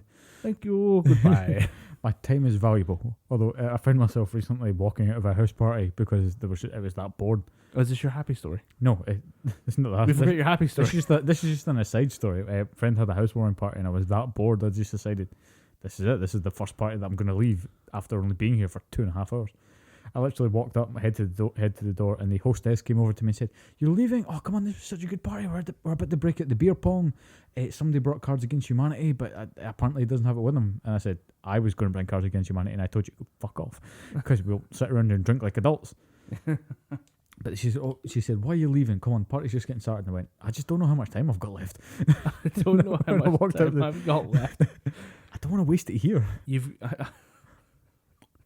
Please tell me you held on to her just for a moment, looked her in the eyes and said, "I don't know how much time I have. How much time? You could start some rumors with that shit. That'd be hilarious." No, she did immediately. She went from one of, "Oh, come on," like happy smile, and immediately just went, "You don't know how much time you have left." And she came and hugged me. And I went, "I just don't want to waste it here." And she went, "No, you go do whatever you want." And I went, I got a phone call the following day from the host, her boyfriend, just going, "You left early, Lauren. Lauren thinks you're dying. Lauren seems to think that you might have some kind of disease." And I went, "How?" "Oh, because I said to her, I don't know how much time I have left." "Oh shit, tell her I'm fine. I just didn't want to stay at the party." It was a joke, and it was really funny, but it was also really fucking horrible. That's excellent. I like it. It's a good level of evil. So I congratulate you and commend you on your level of evil today. Yeah, that was a funny story. Pretty good. No, but before we move on to the next subject, you brought up something that I did want to talk about, and I probably did forget about it when we were talking about TV in the first couple of podcasts. But I did watch a show called The Dragon Prince, and for the most part, it's a really, really good show. It's made by what the fuck's his name? It's Michael Dante DiMartino and Brian Konietzko, who made Avatar: The Last Airbender and Avatar: The Legend of Korra. Oh, right, yeah. They also made some of the episodes of Young Justice, the DC TV show, or the DC animated show, which is a better Teen Titans. All right. They also made Voltron, Legendary Defender, that's up on Netflix. That's a pretty good list of credentials. Yeah. Like Avatar: The Last Airbender alone was fucking great. Would get you like a fucking A+ rating. Yeah. It's a really good show. It's all swords and magic, that kind of thing. But there's one character in it whose name escapes me, but she is a Scottish elf character, and her thing's all about her thing, and all elves things is they're all ninjas. They're all ninjas with magic. But she has the most inconsistent Scottish accent I've ever fucking heard. At one point she'd be like, "And what do you say to that? How dare you talk to me in such a way?" The next minute she's like, "Get away from me, you jerk." Like, keep the accent fucking consistent. If surely your casting director or your voice director would have just went, "You're not really hitting that Scottish note consistently. We're going to change it to English. Can you do English?" Here's how I remember that you've been mad about this show. You were mad about this off mic to me last week. Was I? Yeah, you mentioned it last time you were here. You were talking about, I just started watching this show. It's kind of all right, but there's this one girl. There's this one girl who just keeps coming in with this like mixed accent. Because again, it's fucking flawless 75% of the time. Yeah. But there's that other fucking 25% where she's just gonna leave me alone, you goddamn jerk. You're supposed to be Scottish. Be fucking Scottish. Tighten up. There's a thing with voice acting where it's very hard to stress a voice. Yeah, and Scottish is a very hard accent to do. If it wasn't for the fact that I was born in Scotland, I'd probably struggle with it. Yeah. I do like when you go to America, you go on, what's your impression? And you just get to sit back. It's like a half an hour of entertainment just listening to people do the best. I do that quite a lot with It's nice to see you with a haggis. And you're like, oh my God, what the shit was that? I have a lot of German friends, Polish friends, Spanish, basically a lot of European friends, a few Irish friends, and always favourite thing to do to them if we're ever at a house party, just go and do a Scottish impression. Let me see what that's like. And most of the German people, they still let the German go through and just go, "Oh, look at me with the haggis," just not even remotely Scottish. What do you know about the haggis and the bagpipes? Zee Youz Ze Jimmiez. Zee Youz Ze Jimmiez. All Zeds. All Zeds. No such thing as an S. That's the episode title. Zee Youz Ze Jimmiez. All Zeds. Zee Youz Ze Jimmiez. Yeah. I always love making non-native speakers do a Scottish accent. The funniest one I heard was a Russian accent. My friend from uni, I just went, go and just do a Scottish accent for the hell of it, because he asked me to do a Russian accent, and of course I went to Boskov and these are the Russian rubles, and just started who wants Stroganoff? Always wants Stroganoff. Stroganoff. Who want borscht? You want borscht? I get bowl of borscht. With beets, yes. With beets. Yeah. We get the vodka. You want vodka? No, it's vodka. Child, you want vodka? I want vodka. You want vodka? Vodka and beets, please. His impression of a Scotsman, because he's only ever heard my Scottish accent. I'm probably the most prevalent Scottish accent that this guy's heard. Mm-hmm. And more often than not, when he's around me, he's very handsy. So the only thing I say to him more often than not is just, "Don't fucking touch me." So his one was, "Don't fucking touch me." How is that Scottish? You sound like Tommy Wiseau. "Don't touch me, motherfucker."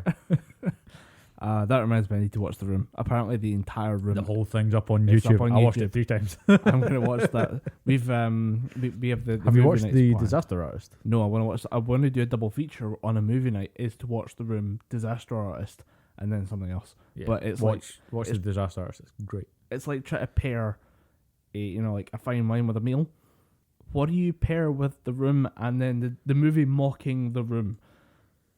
I genuinely think you need to go Sharknado. I don't know. Part of me wants to just say we're going to be watching. I think you need to go with a palate cleanser good movie. Yeah, but it's what does that movie contain? Because we just watched 3-4 hours of people just sitting around talking. I think you gotta go for some martial arts. Yeah, I think you need to go for something high octane. Somebody's gonna have to like punch through a wall for something. Yeah, you need to get some, Jean-Claude Van Damme and Kickboxer or anything with Jackie Chan in it from 1980 to the early 2000s. I immediately want to start watching the Jackie Chan adventures again. It's not good. It's not gonna be good. I don't give a shit. It's gonna be weird. It's gonna be awkward. I remember at one point the talismans give him armor. Yeah, I remember that as well. They all get armor because the talismans have mutated. Yeah, and they've become stronger. But yeah, the Jackie Chan the person who they get to voice Jackie Chan doing that Jackie Chan impression is way more racist than you remember it being. Is it gonna be bad? It's gonna be bad. At one point, hey, obviously I can't do a perfect impression of Jackie Chan. Turns out the guy voicing Jackie Chan, the Jackie Chan Adventures, can't do a perfect impression of Jackie Chan. But at one point he goes, "Oh no, Jade, watch out!" And you're just sitting going, how did this get passed? I mean, it was a kids' WB TV show. How did this get approved? Several people had to just sign the little, "Yep, this is fine" box. Yeah, then put $10 on the table and leave. If you let this one really bad line through, we'll just do anything you want. That's not even that's a taste of how bad. It's not that the lines are bad. The voice is so bad that it makes the line seem bad.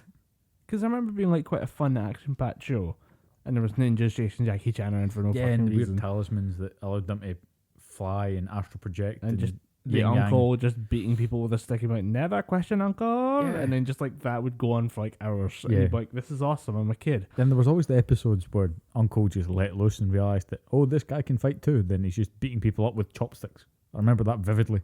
Yeah, because it's like, how is this old man kicking your ass? And Jackie Chan's like, who do you think taught me?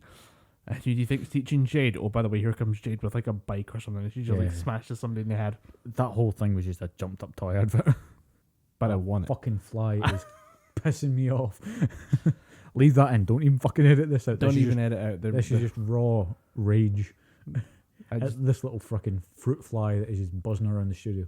If I can't edit that out, can I please edit in the noises from fucking One Punch Man of like Saitama just like the fly zzz, and then just edit like the whack noises. I actually saw do you remember Game Theory?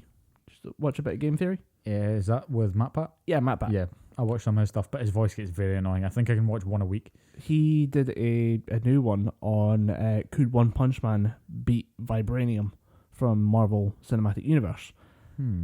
And it's kind of interesting but the problem is it's all theoretical. Yeah. Because neither Vibranium nor One Punch Man has been pushed to its limits. Yeah.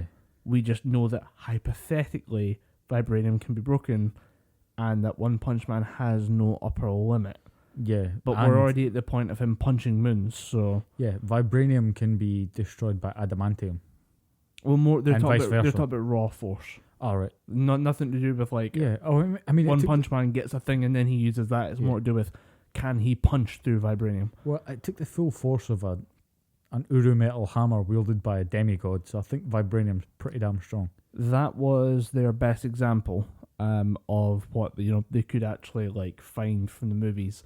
But the thing they hinted at, which I guess when you say it can be broken by adamantium. Yeah, Wolverine's claws. They are going to they use as an example the fact that Captain America or Iron Man has that hallucination or that dream of the future where Age of Ultron, shield's broken. Yeah. So he says, oh well, the shield was broken by something, probably Thanos. So they're like, well, what's the strongest thing Thanos can do? But they're trying to keep it all with the movies, so you don't have to involve the comics. Yeah, so I think putting it with the movies is probably going to give you a better baseline for what. Also, or how gives you strong. less shit to have to read. Yeah, because fuck ton of stuff that you need to read. Yeah, but the example I think one of the math that they kind of run through was Thanos using the Power Stone could potentially break it, and how much strength does he have with the Power Stone. And the example they give is on the Saturn fight, he breaks a planet, but it's not in one hit. It's through a series of ripples, so it's slightly less powerful. He doesn't just break it. Is that the fight on Titan? Yes. When he drops the moon? Yes. Yeah. Doing that, that was a spectacular scene. Just can awesome. The entire movie's fucking awesome. Just the bit with Tony Stark just dropping down, going, "Okay, next time someone drops a planet on me, I'm gonna be pissed." Yeah. Next time if someone drops a planet on me, that's the level of swagger no one has yet achieved in real life. You could just tell at that point Tony Stark was fucking done. He's just Unity die. It's purple fuck. My favourite scene out of that is when he's fighting, like he's just in Thanos' face and he's trying to blast him or hold back on everything he's got, but he's losing the suit from behind. Like you see it, like the suit is peeling off of like his feet and his heels to like reinforce the suit at the front. Yeah. Because he's running out of material, so it's consuming the suit. Yeah, the nanomachines are just running through them. Yeah, I like that for some reason. I like that gradual kind of Yeah, the moment for the audience is really good in that. Yeah, and I think everyone in the cinema collectively shot themselves and realised that Tony Stark has just been stabbed. Tony Stark was gonna die. I think that's what most people thought was. That was actually, I was not comfortable with that. I was like, because obviously there's the snap afterwards. Yeah. But the idea that like we're gonna lose Robert Downey Jr. as Iron Man. Yeah. Not okay with that at all. Right, can I just raise it? I've rewatched Infinity War recently. Can I raise a grievance here? Go for it. Right, Thanos, without the Infinity Gauntlet, is strong enough to go toe-to-toe with the Hulk. I don't care any Loki theory bullshit about it. That was the fucking Hulk. Right. Yet, cut to the final battle in Wakanda when he's trying to get the Time Stone out of Vision's head, Captain America is enough to block it with two hands. I don't care if he's not using the Infinity Gauntlet. You're talking about raw strength. Thanos should just be able to like, grab Chris Evans' fucking grapefruit head and just crush it. The thing for me with that, because what I liked about that opening scene with Thanos was that wasn't raw power Thanos. That was more to do with like his technique. Yeah, he wasn't going. If that happened in a boxing match, it would be called a demolition. Yeah, because you see him, he does the kind of calculated strikes. He doesn't just hit randomly. You see him, he gets into a kind of stance where he's like rolling punches. But when it comes to Captain America, he's just exerting force on him with a almost full Infinity Gauntlet. Captain America just puts the fists out and grabs onto his fingers and manages to hold him off. I think that was an allusion to bigger shit at play with Captain America. Yeah. But also, he has just fought everyone else. Yeah, I get it. And he did just come off of Saturn where he gets the shit kicked out of him. Doesn't matter. Like, your shit right is Titan. I play Destiny. It's all fucking interlinked. It doesn't matter, right?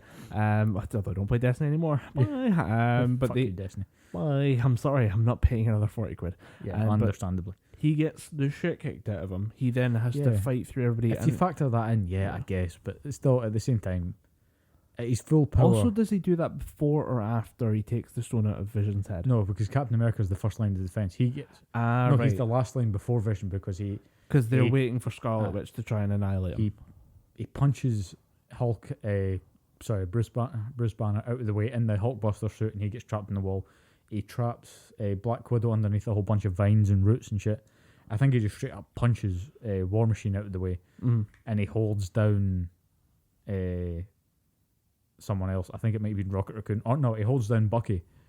Then basically Captain America's the last line of defense. He's like screaming and grunting, trying to hold the fist up. Then he just basically pushes him out of the way. Yeah, I think it's more of there was a moment of resistance, and I think it's as much as it is kind of like Thanos' moment of wait, he's stopping my hand. Holy shit, boy's got balls. It's just ain't that cute. I'm gonna crush your head. I think it's also to do with the fact that it is taking Captain America is screaming in that scene. Yeah. Like he's in pain, like just trying to push back one hand of Thanos. Yeah. I think it's a weirdly good show of strength on both sides that it takes all of Captain America to hold back one hand of Thanos. Again, pointing out another thing, like I said on last week's show, pointing out just how strong Mantis was.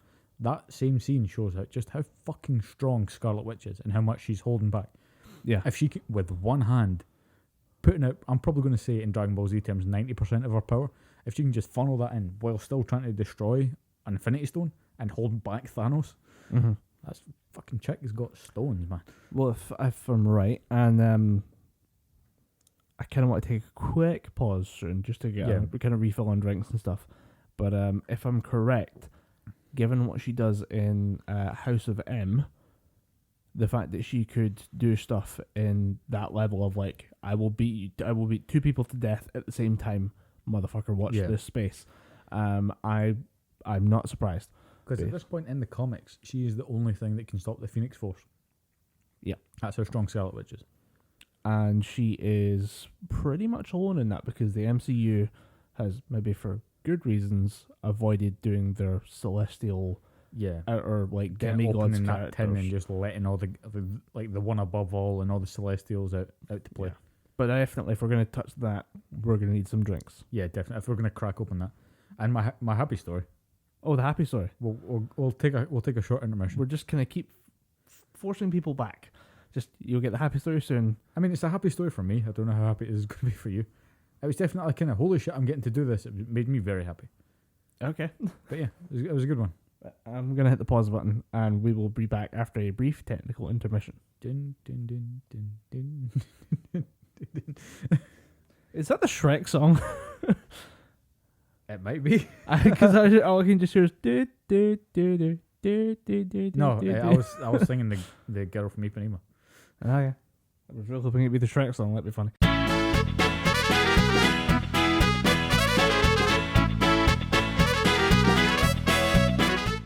So the brief technical interlude is over. Yep. Drinks are refreshed.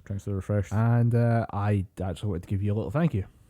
Okay. Because you put me on to Comics Explained, which is, cool. You mentioned it a couple of times. You said this would be good. You'd really like it. It's that kind of YouTube video format where somebody talks you through, like a child, what you don't understand about comics. Because there's a lot. Yeah, there's so fucking much. I also found a guy called Comicstorian, which I've texted you about and said you should check out his channel. He has been doing these videos for a while now, and he will just read and edit the images of comic books to just kind of tell the story, which is great if you're just kind of like audiobooks. So it's like audiobooks for comic books, just because, you know, we need to get more lazy about reading. But they have managed to start compiling some of the bigger stories together, and I've managed to watch through Injustice, year 1 through 5. Yeah, Injustice, especially the comics get dark. Can I say it's a shit show? Yeah. Just from an outsider's point of view, I'm looking at this going, what the fuck is this? Mostly because there's just full spoilers for the Injustice series. The Green Lantern Corps gets annihilated. Yeah, the gods almost get their shit pushed in, but I think they just back off before they realise that, the guy also has wrecked some fucking shit before. Yeah, they realise that Superman might just be too powerful. Just a little bit. Just a smidgen. Superman becomes a Yellow Lantern, using the power of fear, which when you're the strongest being in the planet, when you're the totalitarian ruler of the planet, pretty fucking terrifying individual. So your fear level is going to be right up there. And I was reading this, and I like the idea of them going for a civil war. I just don't like the fact that because it's a comic book, things escalated so fast, and it escalates to the point of we need to give the other side mega steroids that make them like Superman just to make this a fair fight. Yeah. Which is because one side has Superman, Green Lantern, and Wonder Woman on the same side. Yeah. And the other side is just a bunch of guys with masks and capes.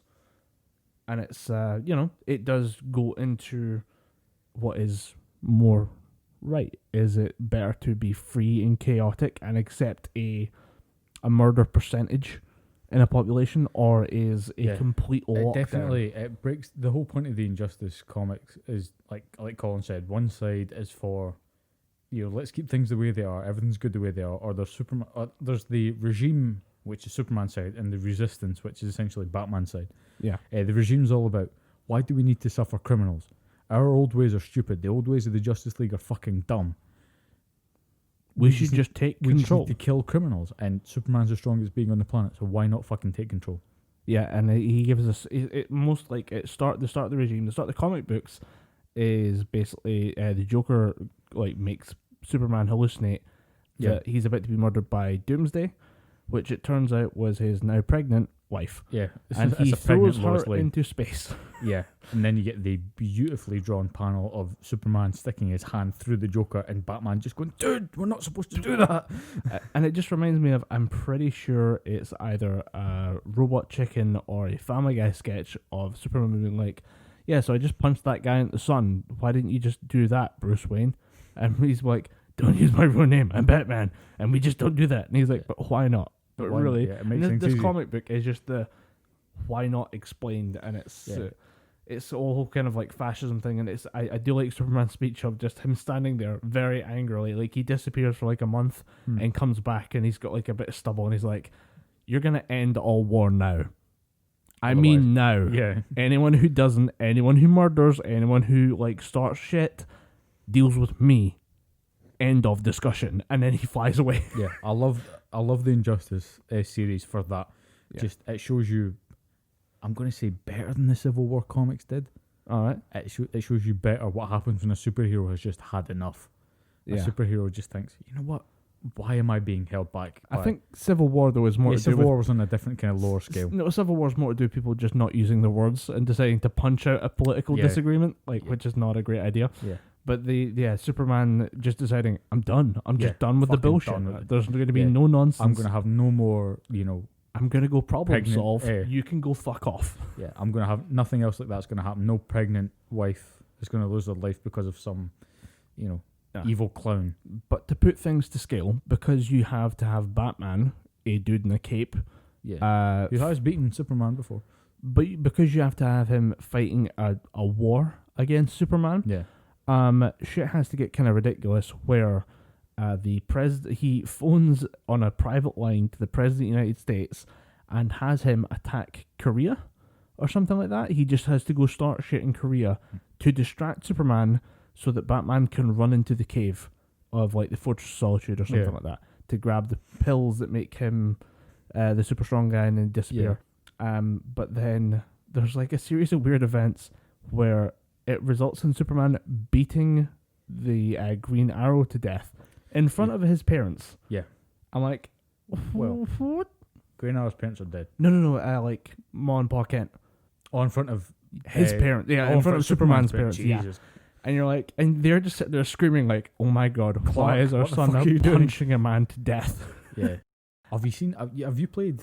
You're not a big fighting game fan, so I doubt you have. But have you I've played seen a little bit games? of the Injustice games. There's a fucking horrendous bit in Injustice 1, Gods Among Us, where Shazam, Billy Batson, who's a 10-year-old kid, but he has the power of the Greek gods. Yeah. He stands up to Superman and says, "No, this has gone far enough, Clark." He even calls him Clark to make it a bit more human. He says, "You have gone too far. You need to stop this." And he just turns around to me and goes, "Again, Shazam," and he just literally burns his eye. Like he shoots his lasers into his eyes and just burns out the back of his skull. Yeah. It hits you on two fronts. One, Superman just killed another hero, probably a hero that's as strong as he is. Two, Superman just killed an 11-year-old boy. That shows you how much Superman is not fucking around anymore. Yeah. The Injustice series just takes the DC and just ramps it up and then keeps ramping it up, and you notice that because it's like a year, you're doing 5 years, there's like a kind of yearly ramp up to like a big throwdown with like 10 heroes involved or the entire Green Lantern Corps. But you get to the point where Superman punches Hank, whatever his name is, the main Green Lantern, the one from the movies, Hal Jordan. Hal Jordan. He punches him into the planet Io, which is the planet of Willow, the home of the Green Lantern Corps, and then pushes the planet into the sun. You guys need to learn how to write an escalation. Yeah, because this is like year 3. There's still 2 more years of this shit to go, and it literally comes down to gods get involved, and this is just like the Injustice 1. There's more. The good thing about it though is they stick with Superman for a bit, and they stick with him just losing his mind, but then they eventually they take another side to it, and they go with the Resistance, and they say, "Oh, let's go and see what Dick Grayson is doing. Let's go see what Batman's doing." And it's probably some of the best interactions that you get with Dick Grayson and Bruce Wayne, and I want to say Tim Drake's there. I think he's not. There's a whole lot of issues. And there's like between the Bat Wayne. family itself has some fucking issues. Yeah. Damian Wayne's there, and it's some really good kind of family moments that you have with Bruce Wayne, because you see him as this kind of leader, you see him as this resistance leader that's just trying to save humanity, but you get some kind of really human moments with Bruce Wayne where he just turns to Dick Grayson and goes, "Good job, son." Yeah. And that just him saying "son" hits a lot of Batman read. It hit me because I was just kind of, oh, dude, he's actually called Dick Grayson's son. Shit the bed. Yeah. Although and then Dick Grayson dies because Damian Wayne. He accidentally like lobs a baton into a fight and then didn't like aim for it. Yeah. Or no, it's like it's like, oh, it's a thing they've done 100 times before. Like it's a joke that he would throw a baton at his head, then he hits him in the head and he just drops and dies. It hits him in the back of the head and he falls and breaks his neck. And you're like, oh, but then shit. But then he comes back as Dead Man. Yeah, that was a weird one. I think it was pretty cool because I've always been a huge fan of Dead Man. He's always been one of those really good accidental heroes. Yeah, he doesn't want to help. He didn't really want to be a hero, but now he's got these powers and he's like, I quite like the good guys. I'm going to help them.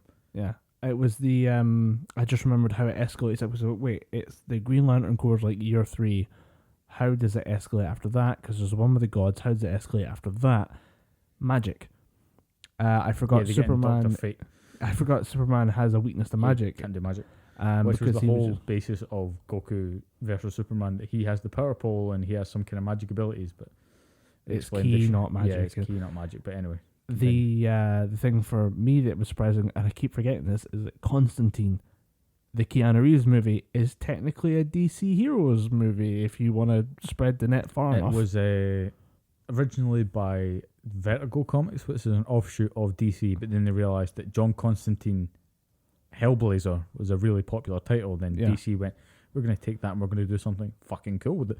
Yeah, and I just forgot that, but then the idea is that you try and use magic to bring down Superman, so Batman gets the help of a bunch of wizards. Yeah, and like they hide between dimensions. He gets like Zatanna, he gets Constantine. At one point they're like, don't worry, we have an idea, we'll just summon the devil and he will fight Superman and everything will be fixed. Yeah, we'll just we'll bring Trigon in the dimension. Yeah, it's like, okay, your plan here was the literal devil. Yeah. That's as good as you guys have got. And like, okay, seriously, learn to write an escalation, because you're at like year 5 of the first one and there's more of this to come. Yeah. And you have the devil. Yeah. As well as a guy who is like a dead man, who actually was kind of cool. Like, and he's a cool character. I was like, okay, that's cool. He just kind of shows up and he can't be that helpful because he's still like a ghost, but he can take over people's bodies. He can take over stuff, and I think he actually takes over Shazam at one point. Yeah, and I was like, hey, interesting. Yeah. Weird that the villains haven't shown up though.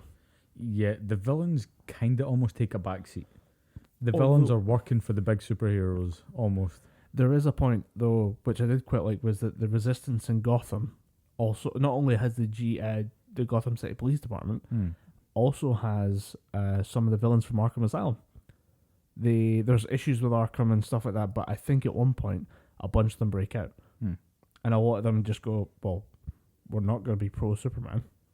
I mean, yeah, you're Batman, you kick the shit out of me every week, but Superman's a dick. But Superman just flew over and just annihilated a city with a fucking drive-by blink with his laser eyes. Yeah, I am on your side, I guess, this week. Yeah. And we'll hash it out next week. We'll figure it out. The weirdest part of that story is Harley Quinn just goes, fuck it, I'm joining Batman. Harley Quinn with Batman's actually quite a fun combination. Yeah, it's pretty cool. Because most people forget that she's a PhD. Yeah, she's not, like, she's just a fish out of water character for the entire series, and she's like showing up and it's like, wait, what the fuck's Harley Quinn going to do? Oh, Harley Quinn guzzles these pills because she's a fucking psychopath. She just can guzzle pills. She just can take all these... Joker's fear toxin. Yeah. No, Scarecrow's fear toxin. So she's pretty helpful in a lot of these situations, as well as at one point, she fucking suicide bombs herself. Yeah. But because she's taking the super pill, it doesn't really faze her. She just kind of laughs it off, and you're like, wait, what did I just see? Suicide bombing yourself to help your mortal enemy against his enemy, who it seems they're kind of like just having this really badly written disagreement with for the last 5 years. Yeah, Harley Quinn has the weirdest case of, I want to say, Stockholm Syndrome with Batman. She's realised that, Batman's actually going to help the planet, so I'm going to go with this guy, even though he put me in prison more times than I can count. I also, through Comicstorian, got to watch the White Knight series. Is that the Green Lantern? No, this is another Batman one, but the idea is that I know what you're talking about, Joker becomes a good goes guy. on his meds. Yeah. And decides he's going to take down... I want to say the Lazarus Pit is involved in that somehow. Or am I thinking? No, I'm thinking of another story. The story that I'm thinking of is in his sort of final moments. Joker gets resurrected, but he gets put through the Lazarus pit, and the whole shtick behind the Lazarus pit is when you get put into it for a set amount of time, you just go through a period of insanity. But with the Joker, he just became was lucid. already insane. So he just kind of went, "Oh shit! I just realised what I've done. Look, Batman, I'm going to help you, but I don't know how much time I've got left." With this one, it was White Knight is this kind of rehabilitated Joker. Yeah, I can't remember what the initial thing is, but he finds or develops medication that lets him curb his insanity. Yeah, and he's the Joker. He's incredibly smart, and he actually develops a case against Batman for police brutality. Yeah, and then he fucking brilliant. Like, I'm pretty sure. Fair point. He does you up and just punch you in the face repeatedly. That's police brutality because he's helping the police. In essence, you do try and blow up Gotham City quite often, and that's what leads to you getting punched in the face. I wonder if one of the technical terms was, I mean, yeah, try and blow it up, but have I ever actually succeeded? Come on. I mean, I'm trying to be the bad guy, but he's not letting me. But he does it in a very wrong way. Yeah. But that was a weird storyline of just the Joker, or whatever his name was before that. Like he uses his real name. I think it's something like Jack. He calls himself Jack Napier. Jack Napier, yeah. And quite a few things. I want to find out who wrote this because I think it might be. All right, it's not who I thought it was. I thought it was a guy called Paul Dini. Right. Who wrote Batman the Animated Series, and he wrote Justice League. Anything to do with Batman that was on early 90s, he had his hand in it. And I thought he wrote White Knight. But it turns out it was a guy called Sean Murphy. Yeah, it's a good series. It gives you a weird look at the Joker, not as like the villain by being the insane guy, but the villain by being the smarter guy. Because he just has Batman's number for the entire series, and you're like, surely Batman's going to figure his way at this one. He basically doesn't. Yeah. Time runs out. The Joker ends up reverting back to normal because the meds are killing him, or he runs out, or the meds just stop working. But also you get to see that there's a lot more to Harley Quinn, including the fact that the Harley Quinn that's with him now is not the original Harley Quinn. Yeah. There was a second one who was there and was like, it's getting a little weird. I'm going to leave. And then somebody else stepped in, but it happened so fast. Maybe Joker didn't notice. Yeah. Or Joker didn't care. I think, the whole point of the Joker is you get the sense that he needs to be noticed. He needs to be viewed.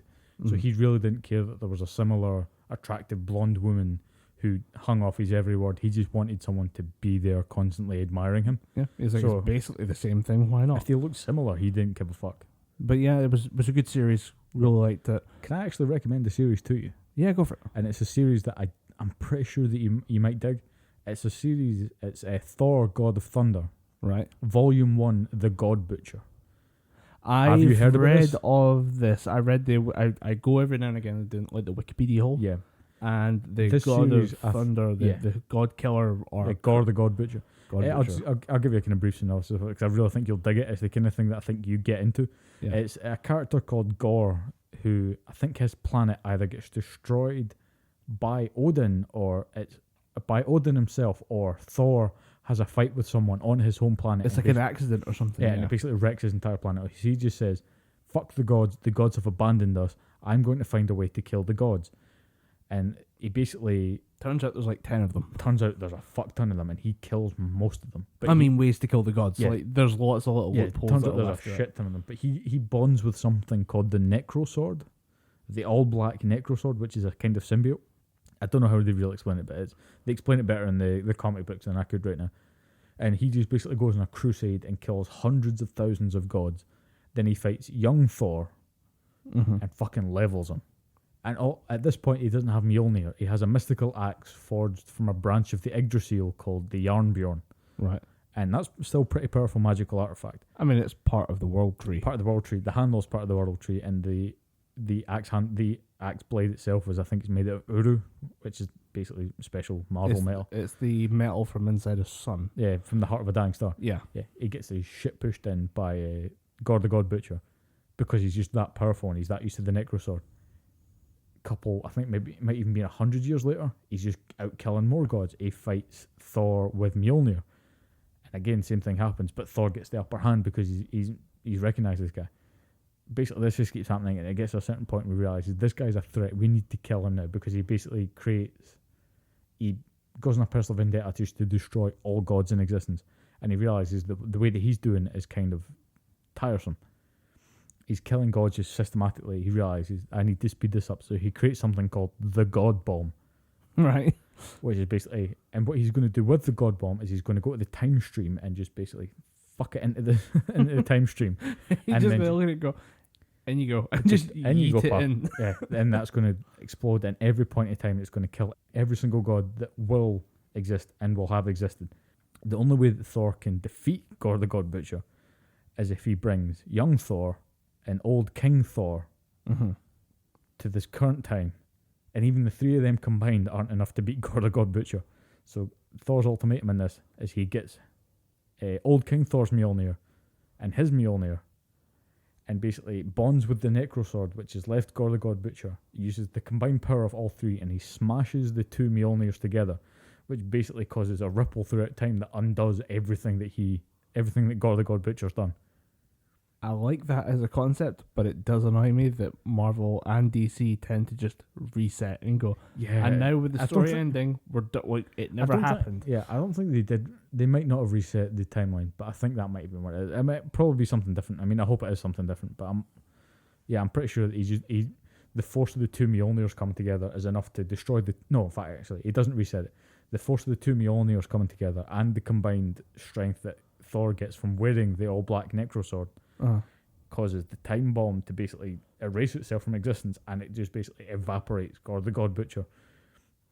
And Seems like a very Dragon Ball Z move. Yeah, I like it. And then it leaves Thor with basically two Mjolnirs and two versions of himself. What are we going to do, guys? Do you want to get absolutely shit canned? Do you want to just get absolutely fucked?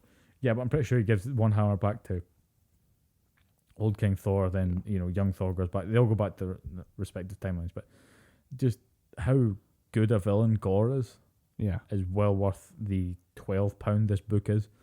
I'll give it a go. I like it. Up. If you go on apps like Comicsology, you get maybe the collected thing for about £13. Worth a read. I'll give it a look because I'm pretty sure people find it on Amazon. Yeah, you find it on Amazon hell cheap. That free shipping. Yeah, that free shipping, the Amazon Prime, yo. Hashtag not a sponsor, but if you want to sponsor us, feel free. I mean, you're a fucking billionaire. And paying people finally for the first time. But I had one last one I want to talk about, which is one of the weirder ones I've seen, which is the Dark Knights storyline. The Dark Knight's Metal. Yeah, I bought the Dark Knight's Metal, and I will hear nothing bad said about it because it's a great book. It was. I was just watching. Going, this is so weird, but like it's everything like I liked about the Injustice, like the bigger bigger scope of things.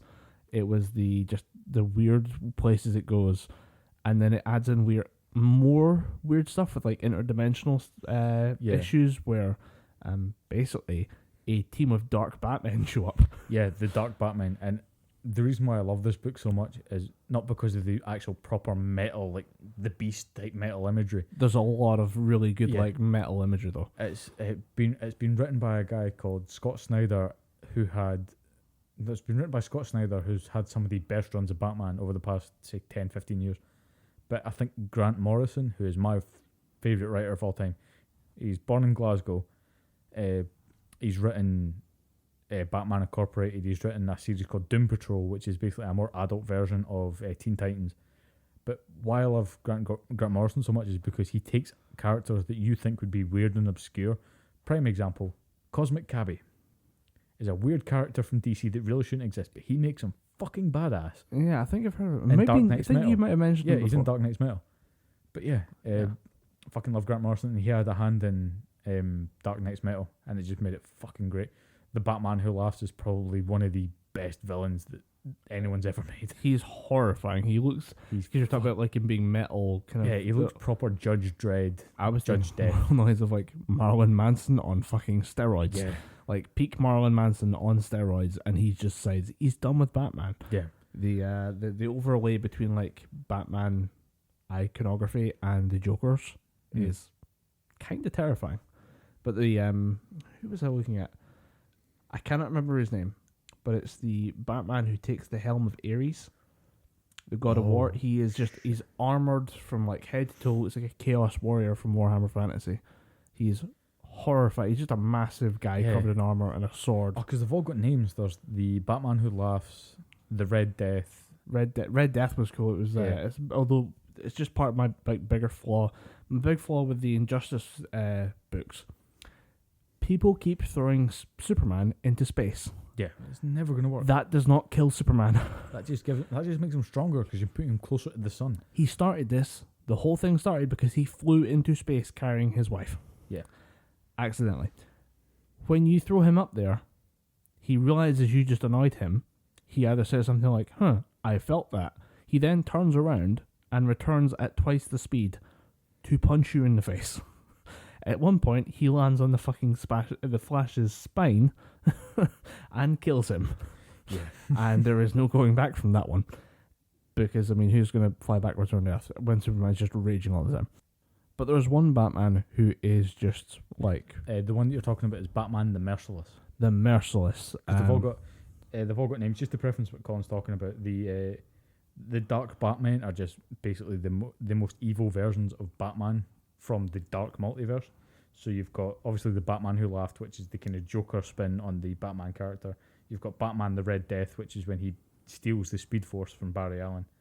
You've got Batman the Murder Machine, when he creates a cyborg-type artificial intelligence after Alfred dies.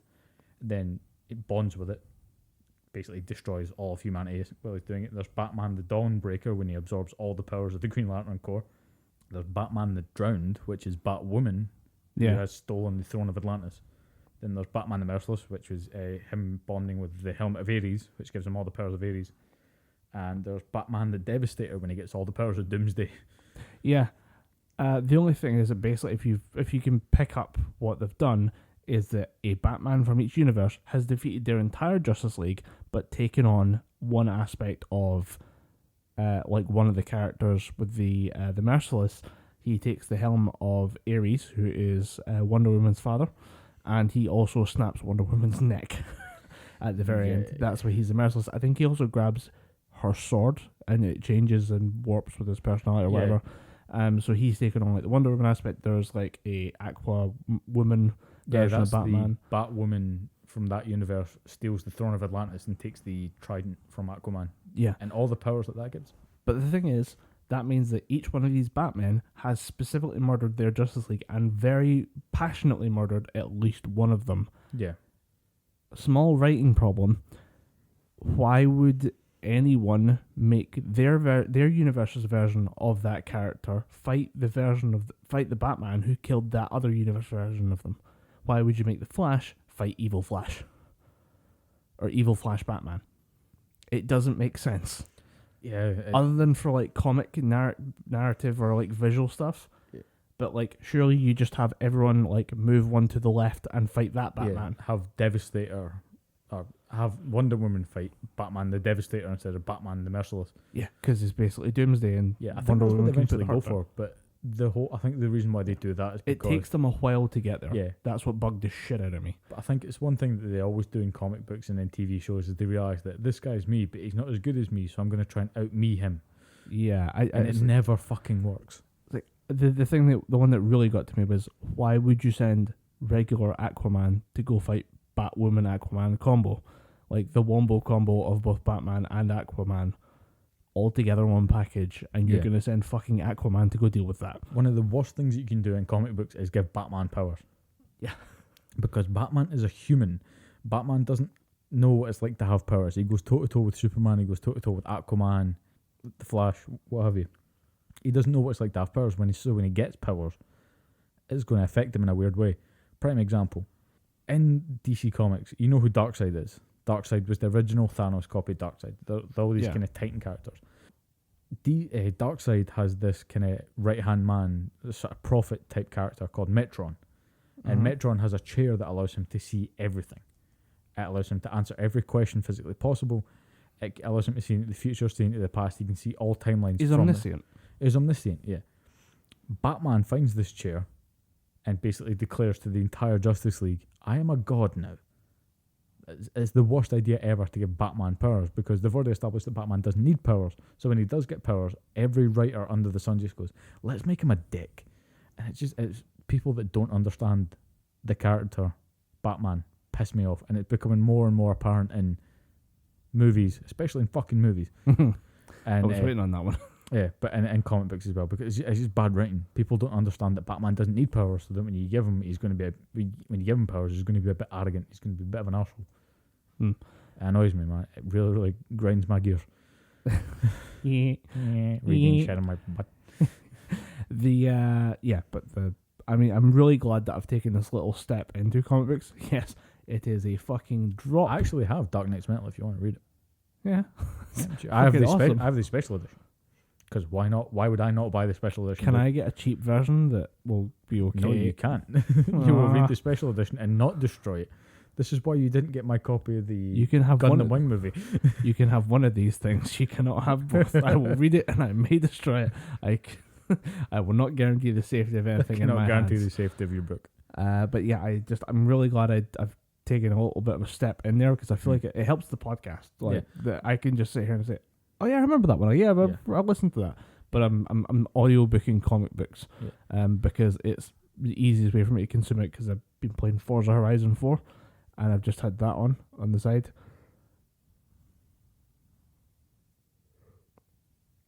I didn't figure out what the hand gesture was. No, I was going to say good job because it's a good game, but I started fucking yawning. But yeah, I've had this on the side just because it's Forza Horizon 4, and I've tweeted my main complaint. What is it? What's the main complaint? That Greyfriars Bobby isn't there. Well, so you can actually you can drive into Edinburgh. Yeah, it's in Scotland, and the map's completely fucked, obviously, because you couldn't fit all of Scotland in there. And they've just went, what kind of works? You've got Edinburgh, you've got scenic bit. We right now are sitting in the middle of Glenranach, if I'm right. We're not. We're in Lithgow. Yeah, that's the joke there, kids.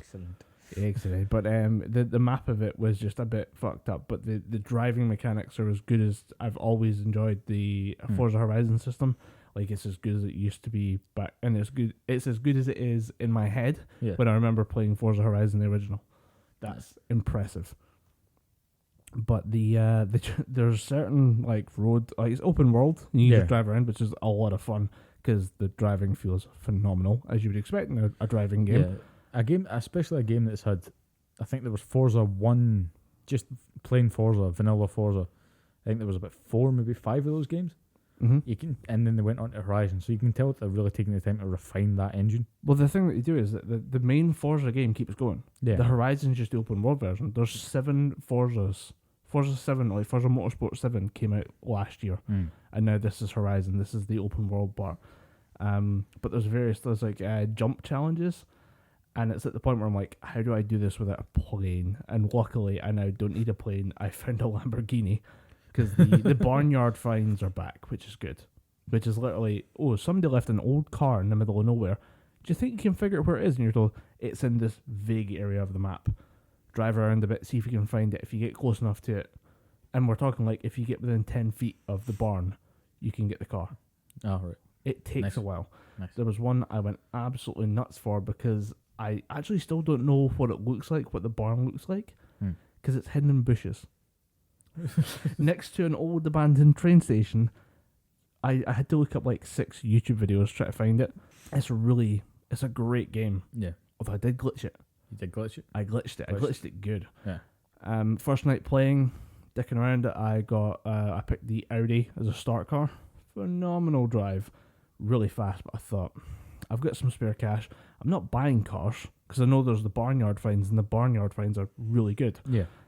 So I'll just save the cash, use it on upgrades, and then maybe I'll buy a top tier Lamborghini or something at the end, just for dicking around it. Get all the stats to 10 and just start flying around the place. And I took my Audi into the garage, boosted it up, give me top level this, top level that, because there's no unlock for it. It's just, can you afford it? Can you afford the 20 grand upgrade for your suspension? Yes, I can. I'll be paying that money. You just take my money, take my money, give me a really good car. Make my car awesome. And I upgraded it all the way to the max, drove out, and then started testing out the engine, and just went away for a little drive, and then realised that the engine was going full throttle, even when I didn't have the accelerator depressed. And I was like, holy shit. Game clipped it. But I'm like, okay. But then in pausing the game, because when you game clip on Xbox, it's the Xbox button and then X. So that's records it Xbox button and a Y screenshots. Xbox button X, record the clip, take it away, and then return to the game. Now there's no noise. There's no engine audio. But my car is still driving around. Okay. And it's still interacting with the world. So I'm driving around in winter. I'm driving around on snow. I can hear the snow. There is so much depth to this game. Yeah. It's unreal. It sounds amazing. And I've found this weird glitched clip. And I found that my version without any audio is working. So I'm going to put that up on YouTube and let people listen to it. Because, like, even just, like, I'm driving over the snow and, like, I bump into a tree just a little bit. The noise of the wood, and then it goes back to the snow. But just listening to this thing, it's got brake noises, though, which is weird. Like, there's no engine, but there's brake noise. All right. Like, how was this game mixed? Don't know how it was mixed, but it sounds phenomenal. Yeah. See, the thing that I love about the Forza games is that there's a lot of care and attention taken into them, but because they're so big and there's so much shit packed into them, they have to. There might be some kind of corners that they cut, or there might be something that they miss in it. So, like Greyfriars Bobby. Yeah, like Greyfriars Bobby. Put it in there. It's Bring Scottish back Landmark. Bobby. But you'll probably find in a patch or something fairly soon. You're going to get that put in. But you're talking about Forza Horizon. Just made me remember my happy story that I want to talk about. Was a happy story time? It's a happy story. Happy story time. Yay! Last Sunday, I found an event called Big Fest, Right. which was an esports type thing. Sounds pretty big. I have it wasn't that big. It was fucking tiny. The look on your face there was rich. Yeah. But it was. I have no interest in esports, but what made me think I need to go to this was the fact that Nintendo were there.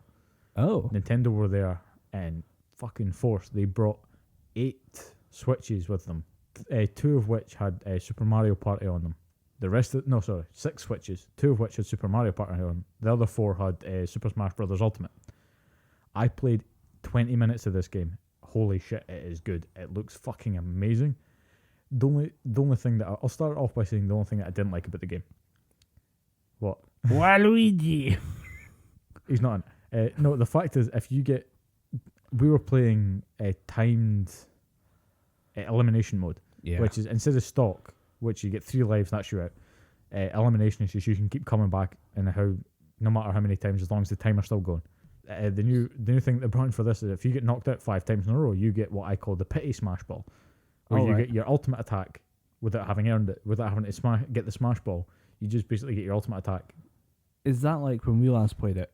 You would have randomly the little like disco ball drops the down, little orb, and it just pops down. If you hit that, you get your ultimate attack. That's what I call earning it. But if you get beat 5 times in a timed mode, within a certain amount of time, you get a free smash ball. Okay, and it instantly pops on you. Instantly pops on the character that's been beaten 5 times in a row, because I was playing as the new character Inkling, which it turns out I am not good with. Well, it's a squid now. And a kid now. It's a squid and a kid. It's a squid now and a kid now. But yeah, from what I heard, he's a good character. Other people, he or she is a good character. Other people can use he or she, but I can't. So it turns out I got the smash ball quickly. I put it to good use, but I don't like it. I don't like the fact that he's just you get knocked out 5 times. Yeah. Here's a smash ball. Go on, kid. Have some fun with the rest of the kids. Kill your friends. We put you in the wheelchair. Might as well give you a ramp. But what is the smash move for Squid Kid? Is it just to ink everything? What he does is in the main game Splatoon, where the character Inkling comes from, you'll get these different kind of super moves. Once you build up a certain amount of meter by either covering a certain amount of area in paint, or by taking out a certain number of enemies, you build up your special meter. And in Splatoon, you can get one that's just dual rocket launchers, but you're firing paint all over the place, or you can get one that's just a massive sort of cannon that just shoots paint off in a radius, and you can kind of guide it around for say 4-5 seconds. All right, that sounds pretty cool. Their final smashes, they bring out this giant sort of noise cannon that just shoots ink across the stage, and if you get caught in that, you just get launched off the stage. I mean, that's kind of what I think it's called the killer whale.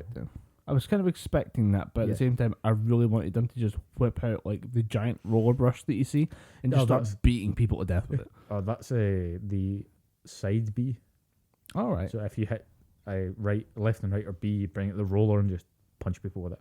And if you catch them at a low enough percentage on either stock or timed, you just bury them in the ground. Nice. Then you get a free smash move off the top of it. It's pretty good. But so you feeling the hype then? I'm feeling the hype, yeah, because it was the polish on this game was fucking great because every character feels that they've had something new done to them. Right. The characters that I played at throughout the day, I played as a Pokemon trainer who had Squirtle, Ivysaur, and Charizard. I played most of my time as that character using Squirtle because how quick and how strong this character is now is fucking ridiculous. Right. How quick Squirtle can move into position and just right. hit I think you you're all talking the way about the Pokemon trainer. Like, no, the Pokemon trainer, depending if you choose male or female, just stands at the back and going, come on, like G's you on, and if you use their down B, you switch Pokemon. Okay. So you maybe get a little message or something just going, right, you've done enough Charizard, come back, Squirtle, out you go, you little fuck. You little turtle. It's weird though that it's like Ivysaur, Charizard, and Squirtle. Yeah, like, it's because each stage of the evolution, they'll go first, second, third. Oh, right. So they're hitting every sort of branch of evolution. I was like, surely War Turtle. Like, War Turtle's badass. See, to be fair, my ideal setup for this would be Bulbasaur, Charmeleon, and Blastoise. All right. Just because Blastoise is a giant turtle with pressurized water cannons on his shoulder. Yeah. It looks fucking cool. But yeah, Squirtle was fucking awesome. Final Smashes stayed the same. You just get all three Pokemon out on the same time and they all do their sort of mega beams to knock out the character. Just a lot of fun to do. A lot of fun to play. It was good to play this character that was in Brawl but missed Smash 4. It was good to play that character again with the added tweaks on it, which is fucking great. My question is, there's no way you would have been able to test this, but do you know what the controller situation is going to be? Because the thing with the Switch is it's got the little bits at the side. Yeah. How will that be? Like, we've been lamenting the lack of couch co-op. Could I play 2-player Smash with one Switch? Yeah. Okay, so I can take I could take one pod. Yeah, you can take the Joy-Con controllers. Joy-Cons, They slide into either side of the thing. You can take them off. You can use that as one controller, or if you want to play 2-player, one person gets left, one person gets right. That's what I wanted to hear. Yeah, you can still do that. But the main way to play Smash that I found at the event was you either get the wireless Switch Pro controller or you get the GameCube controller. Because they've released another GameCube adapter for the Switch, the same way that they did for the Wii U. They're going the Apple route of just everyone buy adapters now. It's more the line of, it's more the way of people are going to play Smash Bros. And people have been using the GameCube controller since Melee on the GameCube. Yeah. Obviously, they brought it forward with Super Smash Bros. Brawl on the Wii that had the GameCube adapter on the top. And then when they brought it over to Smash 4 for the Wii U, they thought, right, this hasn't got any GameCube ports on it. Let's release the GameCube adapter so we can keep people playing with the GameCube controller like they're used to. Yeah. Then the same thing with the Switch. But we don't talk about the Switch because it's fake. Yeah. It's fake news. It's fake news. But yeah, the GameCube controller, I'd say if you're going to play Smash Bros. Ultimate, is the way to play it, because I played it with the classic controller, the Pro controller, which felt weird and light. That's not good. And I didn't like it. I don't know if it's just because I'm used to my controller, but I don't like the weight of the Pro controller. It just felt off to me. But when controller that can feel really flimsy, and it doesn't. Yeah, it felt like if you twisted it might crack. Oh, that's not good. Yeah, it just felt really cheap and nasty. But when I played with the GameCube controller, it felt right. There was a right amount of heft to it. The GameCube controller, in my mind, is still the best controller of all fucking time. Even with the Xbox, but I like the Xbox One controller more for nostalgia because it reminds me of the Sega Saturn controllers. But anyway, GameCube controller is just the way to play that. I'm trying to think who else I played. I played Pokemon Trainer. I played Ike because Ike's always going to be my main character in that. Yeah. He feels exactly the same as he does in the other games. The only change that I've seen with him was that when he does his charge move, which is he holds B and releases it at the right time, instead of it just being a down stab, and if you get caught by that blade underneath, you're going to take damage. Yeah. Instead of that, he stabs it into the ground and then a pillar comes out, like 3 pillars of fire come out for the sword. Okay. Which is pretty good for catching people if they're not paying attention or if they think that they've got you off guard. Or if they've been for that initial week of it's a Nike stab. I'm not under the fire I've just been stabbed by fire. Yeah. That's not bad. Yeah. Because you always an instant where to go on the screen. I know Ike, and it was another good thing that they brought back. They brought back Snake from Metal Gear Solid. Metal Gear, yeah. And I forgot how much fun it is attaching C4 to people, running away, clicking a button, then going back and throwing more C4 on them. It's so much fun. It's shit posting. It's great because people they don't realise that this tiny little block of C4s on their back, and they just can sit there, click. Hey, bye. Just, you're at 99% damage. Be a shame if someone had C4. Be a shame if I had explosives. Yeah, I think I played as Ryu for a bit because they brought in Ryu was in Smash 4, and he was a downloadable character for Smash 4, so they brought him forward for Ultimate. And again, he just plays exactly the same as Street Fighter 4, not Street Fighter 4, Smash 4. The only addition to his character is that they have this new mechanic where he always faces who he's fighting, just to kind of mirror the classic Street Fighter games. All right. Which does help quite a lot because you'd never misinput anything now. So if you're about to do his Hurricane Kick, you're never going to accidentally do a Hadouken because you're going to be facing the right way. That kind of going to be important. I mean, it sounds like a fun gimmick. Yeah. But it's helpful. Yeah, it seems like a little bit of an assist to players as well. Yeah. Who just go, the Street Fighter guys in this as well. Yeah. There's a lot of little quality of life upgrades and changes to the game that just make it feel that it's going to be the best Smash Bros. In fact, I'm going to say it's going to be the best Smash Bros. In the past 10 years. Because Brawl was good, 4 was good, Melee can suck a dick, I hate that game. I don't care how many people I piss off, but Melee is not a good fucking game. Fight me. Don't even at me, bro. Just no, at me. Tell me why you think it's a good game, and I'll tell you why you're wrong. Yeah, it's the same when they had little booth set up upstairs, so you could play some light gun games. They had some other fighting games on there, and I thought, fuck it, I'll go up and see what else is on there. They had Dragon Ball Fighters, but no one could get near that because there was a tournament going on downstairs, so people were using that as a warm up machine. Again, I didn't mind. These people have paid to be in a tournament. I let them practice away. So the only other machine that they had set up was a PlayStation 3 with Marvel vs. Capcom 2 on it. And some guy was, dude, I really want to get a couple of matches in. Do you mind playing with me? I went, yeah, sure. Why not? And they went, what game is it? I went, it's Marvel. Oh, cool, great. I'll fucking play Marvel. And then as soon as I heard the title music for Marvel 2, I went, we're done here. He asked why. I went, because Marvel 2 is fucking trash. And he went, how dare you? Marvel 2 is the greatest game of all time. And I went, we're done. I'm leaving now. Good day. Marvel 2 is trash. Now, what makes it stand out to you, just for a couple of reasons of is it like design? Is it the controls? Is it? It's the mismatch sprites. All right. Horribly integrated. You'll have a Cyclops who'll have a fucking huge sprite, and then you'll have Akuma who's meant to be this 7-foot mountain of a man. You'll have a tiny sprite. Everything just looks horrible. The game plays like ass. But people say, it's good because you can control the chaos. And you really fucking can't control the chaos. You can't control anything in Marvel 2. You just kind of show up and hope it works. So it was just badly designed. It's just badly designed. It's just, let's throw all these characters in for the fucking sake of it. They have 2 versions of Wolverine.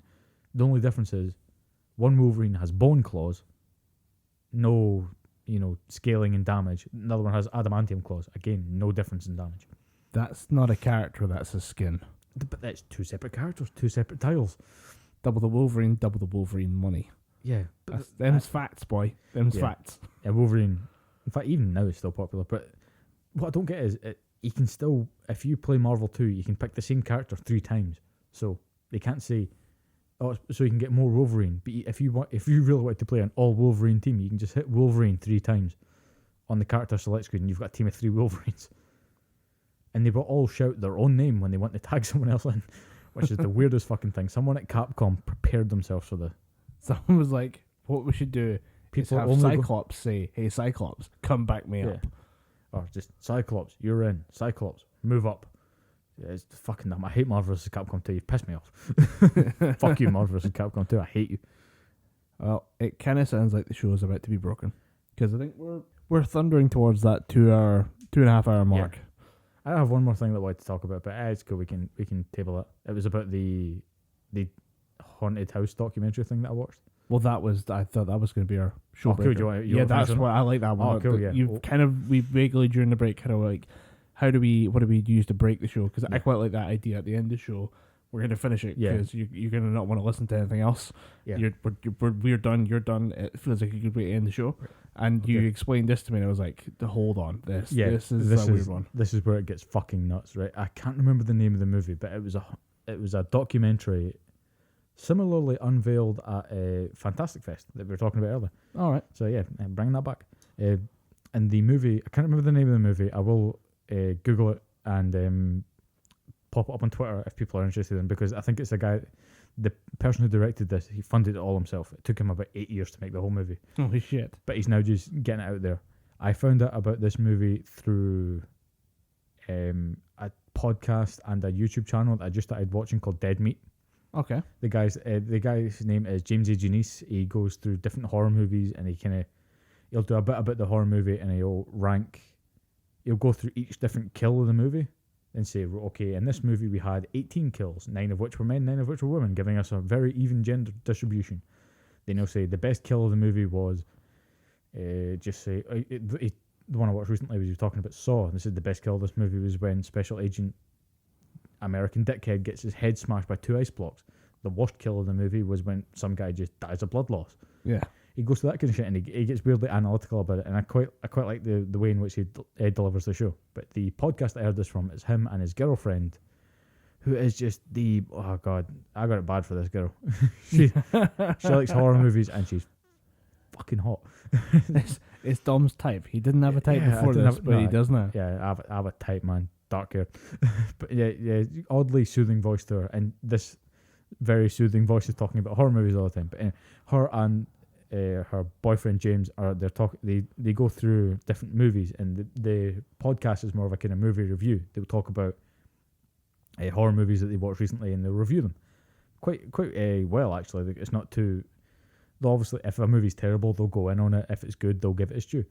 But they had this director, I can't remember his name off the top of my head, and again I'll post this all on Twitter I'll fucking post it all on Twitter anyway, because the guy who made this movie deserves all the praise for it, because it's a pretty good movie.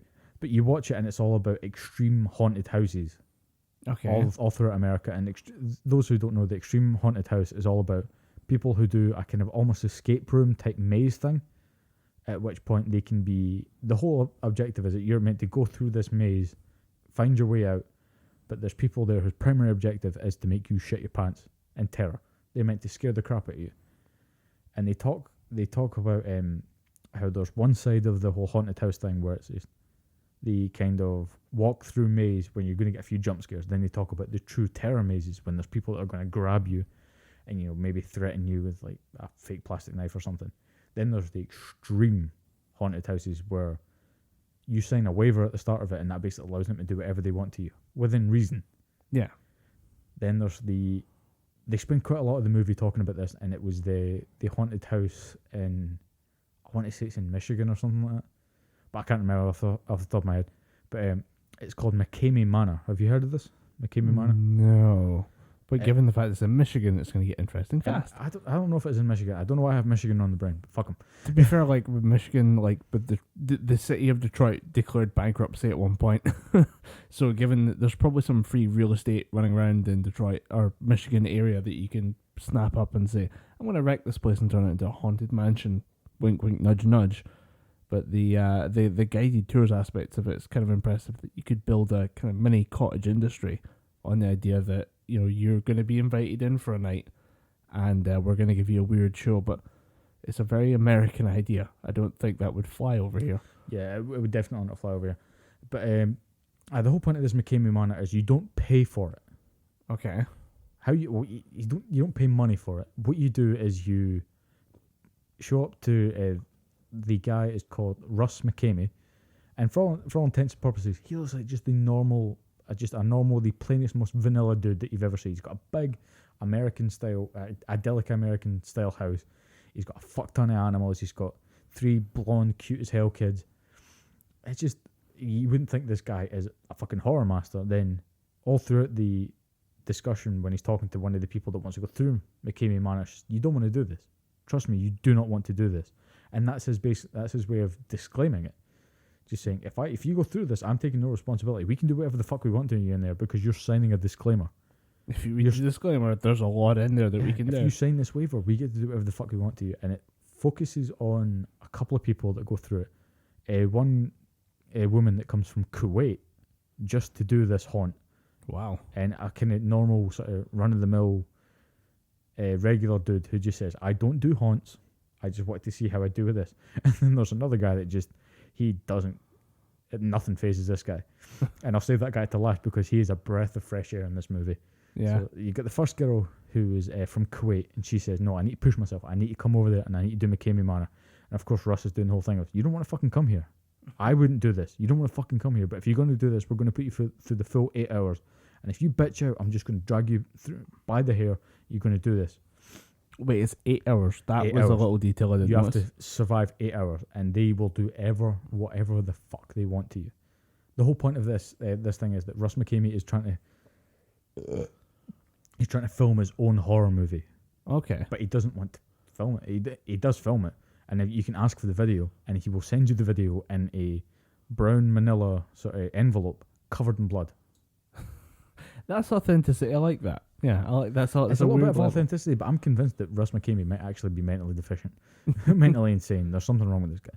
But the first girl, she comes all the way from Kuwait, and she says, "No, I need to fucking do this. There's no fucking way I'm not doing this. I'm going to put myself through the 8 hours." And it's like, Russ McKamey's like, "Fine, it's your fucking funeral." So then the first 10 minutes of her being there, she gets her hair cut. She gets the front of her hair scalped. Should I say? She doesn't get it cut. Yeah. Cut implies that she's thinking, "Oh, we'll just snip this for you." No, she Ooh, gets. it's a spooky salon. Ooh, It's a spooky barber, spooky The hairdresser. scissors are moving themselves. But no, she gets her front sort of hairline, her fringe line. She just gets that cut, and Right. she gets duct tape wrapped around her head, and she gets all these different cuts and bruises put all over. And then she starts the maze. This is just in the holding area, the sort of reception area of the haunt. Then she gets pushed through the haunt. To give her a due, she lasts about a good 2 hours.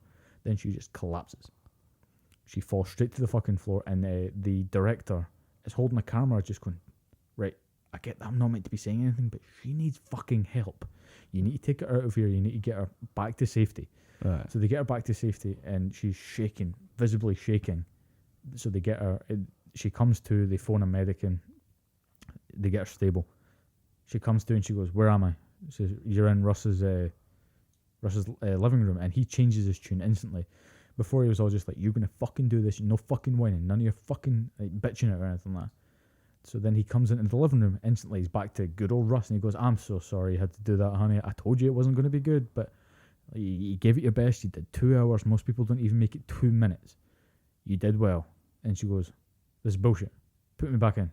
And he's going, You just collapsed in the middle. The cameraman, sensory overload. yeah, to you the even point see the of cameraman just kind of going, you don't want to do this. You just give up. And she goes, "No, I came all the way from Kuwait. I need to fucking do this. I absolutely need to fucking do this." And apparently, despite, I'm pretty sure he even swears at some of the guests. He goes, Russ says to the girl from Kuwait, "Now, could you please watch the language? Could you watch the language? I don't like swearing in here." And he's getting really irate with her, and she's going, "No, fuck this. This is bullshit. Put me back in. I cannot go home without doing this."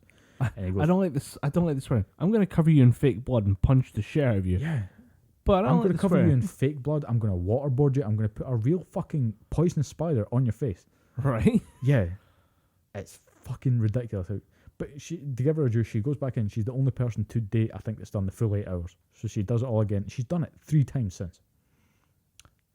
That's a scary lady. That is a scary lady. And it's why she even does this on, I have no fucking idea.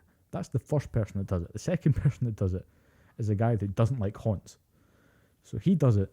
Right. I can't remember the guy's name, but there's a bit of an interview beforehand when he goes, "Oh, my name is Gary. I only do this thing because my girlfriend wanted me to." In fact, no, he doesn't actually do McKamey Manor. It's the first and third people that I was talking about. But I want to talk about this guy anyway because this guy's fucking brilliant. He does a sort of haunted maze type thing where they jump out and go, "Yeah, blue," and like scare you. They kind of the walk through the It's handheld. mid-tier. It's what you take a brave kid on. Yeah, it's what you take a child who's like, "Yeah, I love horror." You take this, take that on, you take that kind of kid on this. But what happens is him and his girlfriend are going through this maze in America somewhere. I think it might be a haunted corn maze.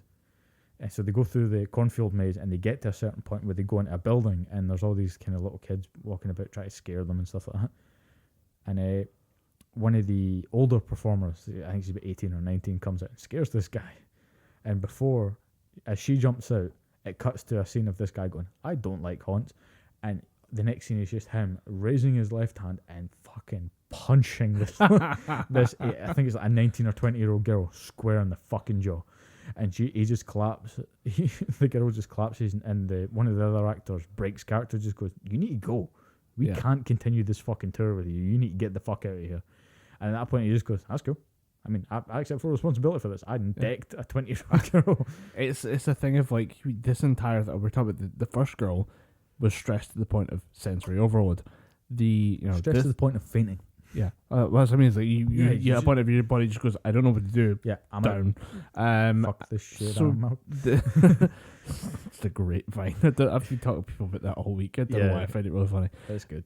But the idea that just randomly somebody's just gonna hit that fight or flight response and not flight, is kind of it's not surprising. Like if there's thousands of these things getting done every year, somebody's gonna swing a fist. Yeah, and it was a big dude as well. Yeah, I'm talking you. If you just wanted to get muscle, like your height, your kind of body dimensions, but not obviously you do sort of strongman exercises and shit like that. Yeah. Imagine if you just went for pure muscle, like pure mass. Yeah, and this like guy's fist would probably be the size of my head. It just cracked this young girl, this young woman in the face. But yeah, so that's the middle guy. That's the middle guy. The third guy, who went to McKamey Manor, to date is the only person to make it. I think he made it through 4 hours, but it didn't leave because it was too horrific. He left because he got bored. What happens was he's getting dragged through it and he signs the waiver and he goes, I don't know, this seems pretty tame. I've been through worse haunts and this seems fairly tame. So he goes through the whole thing and the waterboard him and he's getting pushed under the water every time he's coming out going, this water doesn't smell right. I don't want to be here. And he gets pushed under the water again. And he's just kind of going, he's getting dragged through by the two other actors at McKamey Manor. And he gets pulled into this one room and he goes, oh, a seat, thank you. And he's just sitting there going, what are we doing next? I'm getting kind of bored. What are we doing next? And they recline him back in the chair and they put a spider on his face, a brown recluse spider. Right. And the guy's calm as fuck. He goes, oh, dude, is that a brown recluse? Oh, man, they're poisonous. How did you get this thing? These things are rare. And one of the actors is going, you should be fucking terrified. This is going to be the last fucking thing you see. The last fucking thing you're going to hear is this spider fucking biting your neck. And the guy goes, this thing's not going to bite me. He's fine. He's a little sweetheart. He's like scratching the thing. And at the end of it, it gets to about 4 hours and they're trying the damnedest to break this guy. They've put tape and stuff on his head and he starts ripping the tape off and he goes, guess we'll just get a haircut then. I could have used a haircut. It's going to be a bit weird if we're going to work tomorrow with a bald head, but not much I can do about it. One better than half a tape head, you know. One of the guy punches him in the nose and he goes, why'd you punch me in the nose, dude? That was just nasty. Then it gets to about the 4 hour mark and he just goes, can I go out? And he went, oh, he had enough. He goes, bored. I feel like that guy was on drugs. I feel like that guy showed up just high as shit with like spiders. Ooh, yeah. Cool. But yeah, it's just, I mean, it goes from the extreme with the Quake girl who just passed out, and this guy's just going, this is boring. I'm going to go home and get some fried chicken. I don't know how to I don't know how to unpack that. Yeah, watch the documentary. I'll link it to you, then we'll put it up on Twitter. But yeah, it's well worth a watch. Well, that sounds really weird, but that's a good way to end the show. Yeah. So, if you're looking forward to hearing about or seeing this weird documentary for yourself, you can follow us at Gibberpish on Twitter. Yep. Or if you want to talk about the show or you want to email us, you can do that at gibberpishpodcast@gmail.com. Yep. And I now want to watch that spooky documentary. Yeah, like I said, I'll put links up. After all, is the spooky season. Yeah, we're getting into that horror season. We're going to get the next Halloween movie coming out soon. I think might be out by the time this show comes out. This it comes out on Friday the 19th. Which Friday the 19th it comes out, and I'm gonna go see it. I'm not seeing the movie in the cinema in a while, and I think Halloween, my love for Halloween, should be enough to drag me out of my little cave here. Yeah. So maybe we'll come back. We'll talk about that, and I'm going to try to watch that spooky documentary. Yeah. So yeah. By the way, quick thing: have you noticed that all the spooky stuff has like just a bit of orange on it? Yeah. I don't know what it is. Orange is now just the spooky color. Yeah, it's the weird. It's the weird horror color now. It's hilarious. Weird. It's like orange is not spooky. I'm sorry, darkness is spooky. That's what darkness does. Orange is not spooky. Orange is not a terrifying color. Orange is the color of nectarines. Yeah, nectarines are delicious. Not trying to make me think delicious nectarines are evil. Yeah, but that's it. But yeah, we've been Gibberpish. We've been the Gibberpish podcast. Yep. And we'll see you next time.